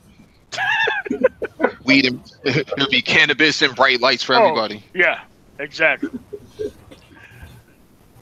So I'm just saying, it's an amazing idea, but the way the United States is set up, like you can't get Oregon and Mississippi on the same page, or Louisiana and Idaho on the same page, because every person is going to spend that federal money different, and they're not required to have a minimum standard of how things work. This is why I say I-90 along the northern part of the United States could work from like Chicago to New York, or maybe even Boston. But I can't see that happening anywhere lower than that, because they use that money in way different ways, and we would have to be able to control how they spend that money. I mean, I'm not saying it's not possible. I'm just saying I know how those people spend those money from the federal government. And like, well, okay. Well, if I have to put I'm gonna put my tinfoil hat on here for a second.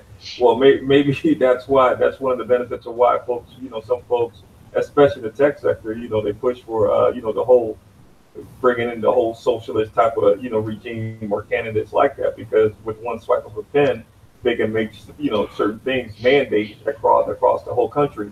But to the whole to the truck thing, for example, the nuances, like if I'm driving a truck and some guy pulls, this guy's driving just fine, and he pulls in front of me and he has a mattress and a dresser and some shit tied down, and I see it kind of flapping loose, I'm gonna know I need to pull, slow down, get over it, because that shit looks like it's about to go ahead and blow off.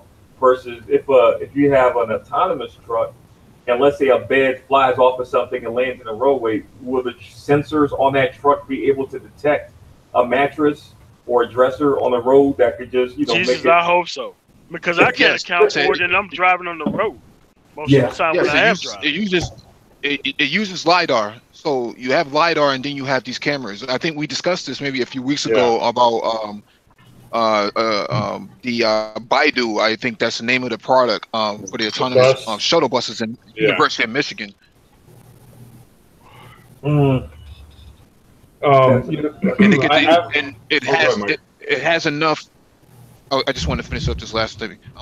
It has enough intelligence to determine that if you come to a four-way stop sign, it will allow the other vehicles to actually go before it actually proceeds to go. So that's how much intelligence that these these early versions of these autonomous vehicles actually have right now from a level 5 standpoint. So that's why I said in 10 to 15 years, I don't think you'll see humans driving cars anymore. I think that stuff's going to be abandoned. Yeah, I was going to say, I wanted to speak to 10 years from now. So yeah, we were talking 10 years from now, but I wanted to kind of speak to Mike's point, because the thing is that, if even though we're talking 10 years from now, the fact of the matter is that it's already in process now. A couple of things that we had touched on, and then I'm going to do a screen share for just a quick second. One of the things we touched on, I think is either last week or the week before, was a company called NIO out of China that has the EP9. It's the fastest electric supercar in the world. Like, it's got the world record at the Nürburgring. And then we showed the video where it set the record. It has the record for the fastest lap at the Circuit of the Americas, where the car basically drove itself around the track. And I think it averaged about 152 miles an hour.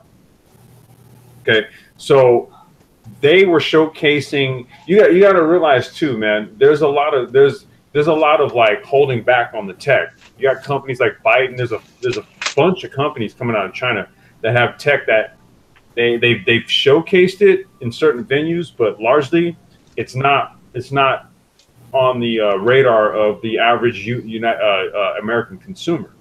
Okay, so I did want to make that point, that there's already demonstrations of autonomous tech. A lot of companies are holding back. They're not showing their cards. That's the first thing. The other thing I wanted to show here is this is the current legislation that is enacted with regards to autonomous vehicles. And I'll just kind of briefly go over this here. Just the points. I'm not going to really read all of the stuff here. But 33 states have introduced legislation in 2016. 20 states in 2017, 33 states introduced legislation. And in 2016, 20 states introduced legislation. So that essentially means that all states have some form of legislation on board. And in 2017, a couple states actually updated their legislation.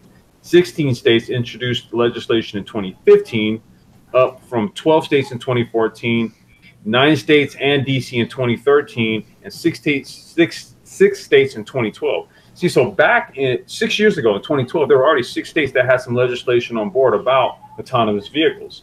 So this is what I'm saying. We're already kind of knee deep in it right now. First states actually put some statutes on the books 6 years ago. 29 states: Alabama, Arkansas, California, Colorado, Connecticut, Florida, Georgia, Illinois, Indiana, Kentucky, Louisiana, Maine, Michigan, Mississippi, Nebraska, New York, Nevada, North Carolina. Let me talk about New York. Okay. Over there. Let me talk about New York. There is a place in New York, northern New York, I think Syracuse. I did a load out of there, I'm going to say 6 years ago. That entire Budweiser distribution plant has nothing but autonomous vehicles in them. And they had them in them 6 years. Yeah. What? Let me tell you how scary it looks.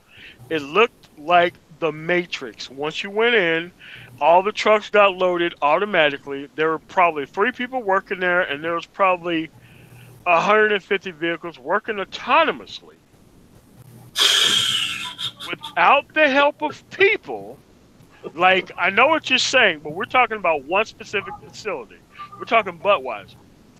And they were loading trucks, and they had automated trucks who were going 10 and 15 miles an hour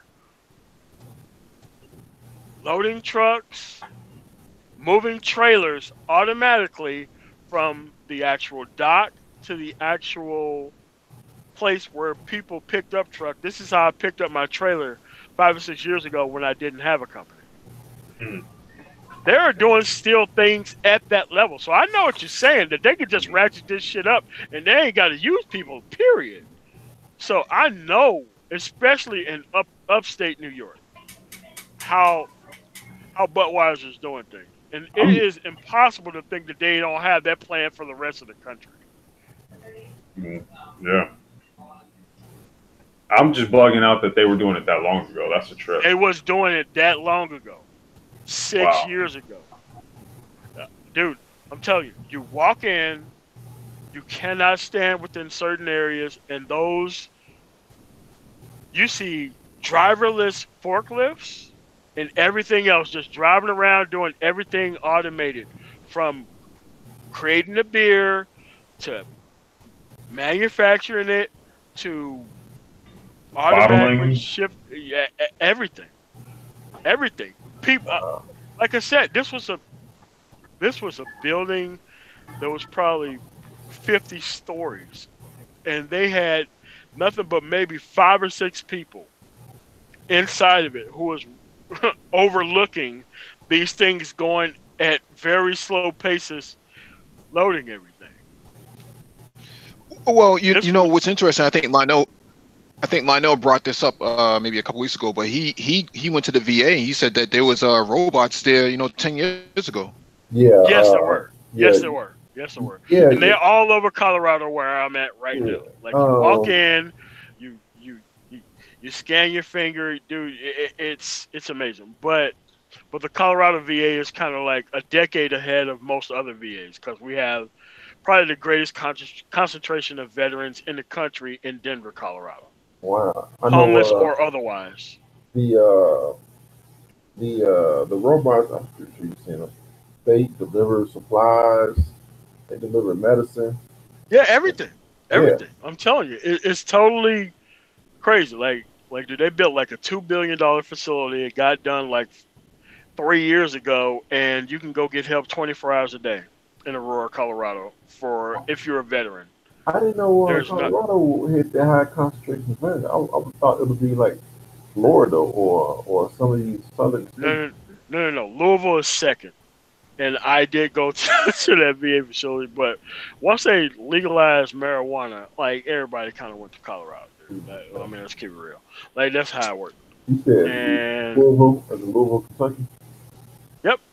That was my second choice, but Keep it real. it is like, dude, you can go there as a homeless man, get an apartment in less than a week.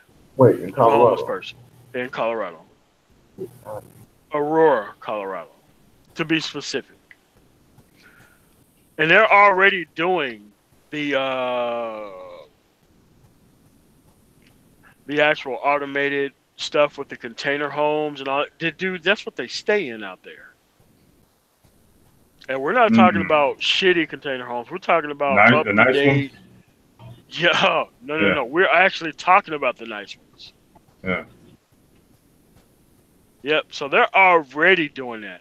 And those people have been doing that shit for a while. And it's right by the Air Force Base, Buckley Air Force Base.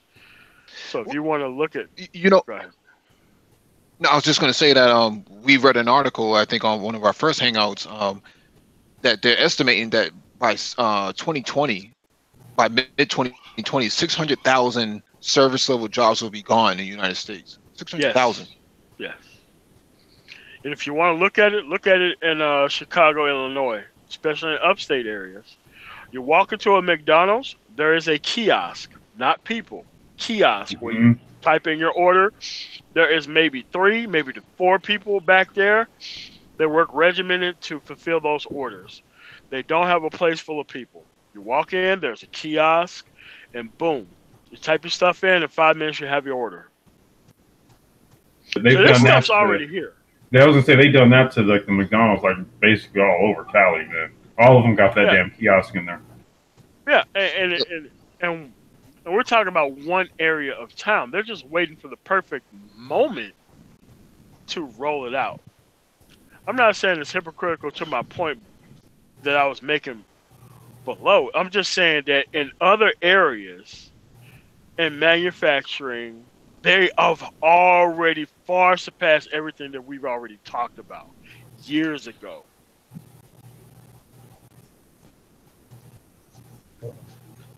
That I've witnessed personally. I have a There's question. no reason for anything to be manufactured anywhere else but here. We don't need those people over there. We don't. Clearly don't. I just have a quick question for Mike. It's related to this topic. My brother right now, he's going into college and he's thinking about doing aerospace engineering and mechanics. Like, that's the major at my school. Do you know anything about it? What do you think about it? He's in the right market. That's the move right there. Well, Right, Mark. let me explore that further. Do they have connections and interest to Boeing, Northrop Grumman, and all the other places where people SpaceX. actually go to work in the actual aerospace industry, especially the Air Force aerospace industry? Do they have those type of connections? Well, my university is in the Midwest, so I don't think any of those would apply. I don't know if they're No, not necessarily. Like, where are you located? Minnesota. They do actually have places in northern Minnesota that's for that. Like any place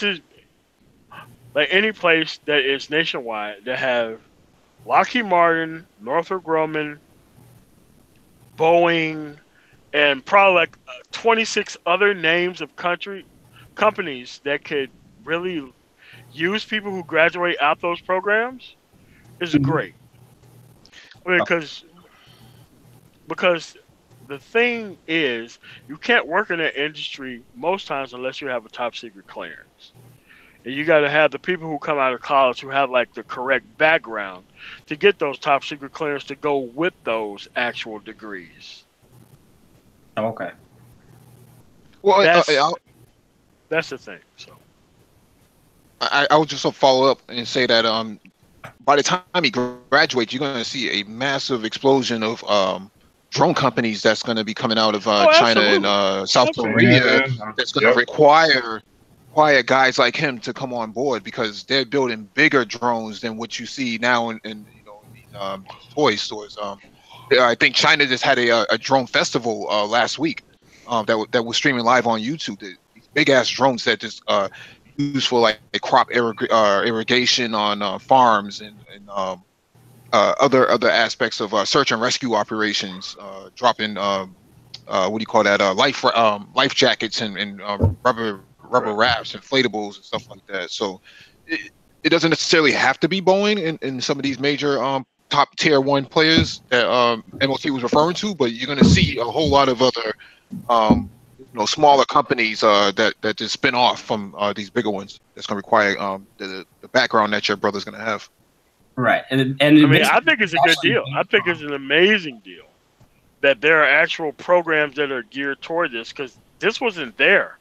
Like when I got in the military 20 years ago, this stuff wasn't there. I went in the military. I was there from 1722. There was none of this stuff that exists now for people who can get actually into the State Department or even the Department of Defense without the help of the military. I think that's great that that's a thing, actually. Have you, hey Noah? Have you seen that Black Fly flying car? The flying car. Yeah, it's called the Black Fly. I just posted a link over to the side. I don't know if anybody can maybe grab that link and show it or. Oh, okay. I'm looking at it right now. Oh, okay. Right. So that car's just been brought to market. They just did the official launch a week ago. So this is sort of like the first legitimate, I don't want to say legitimate, but I would say the first real true unique take on what a quote unquote flying car would be, like a modern day flying car. And it's basically it's a lightweight, one person. It's a flying vehicle. You can basically take off and land from the ground, vertical takeoff, all of that. It's even amphibious, so they can also be landed in water too, and it's electric powered. And I think the starting price point on this thing is targeted based on the construction of it and everything at about 40 grand. Oh, wow. So this thing's getting a whole lot of looks because it really kind of represents like the future of what a quote unquote flying car looks like. A lot of these companies are making like a car hybrid type of thing, but this has a different take on it, man. And it's a very unique thing. And a lot of people are, I've heard over the past week, there's been a lot of like, famous people and deep pocketed folks that had already thrown money at this dude and got pre-orders. So very interesting. Yeah, well, it was kind of based off, these space talks that, I talked to him about it. I'm like, yeah, you should get into this industry right now because, it's in its infancy, and pretty soon we're gonna start getting space game.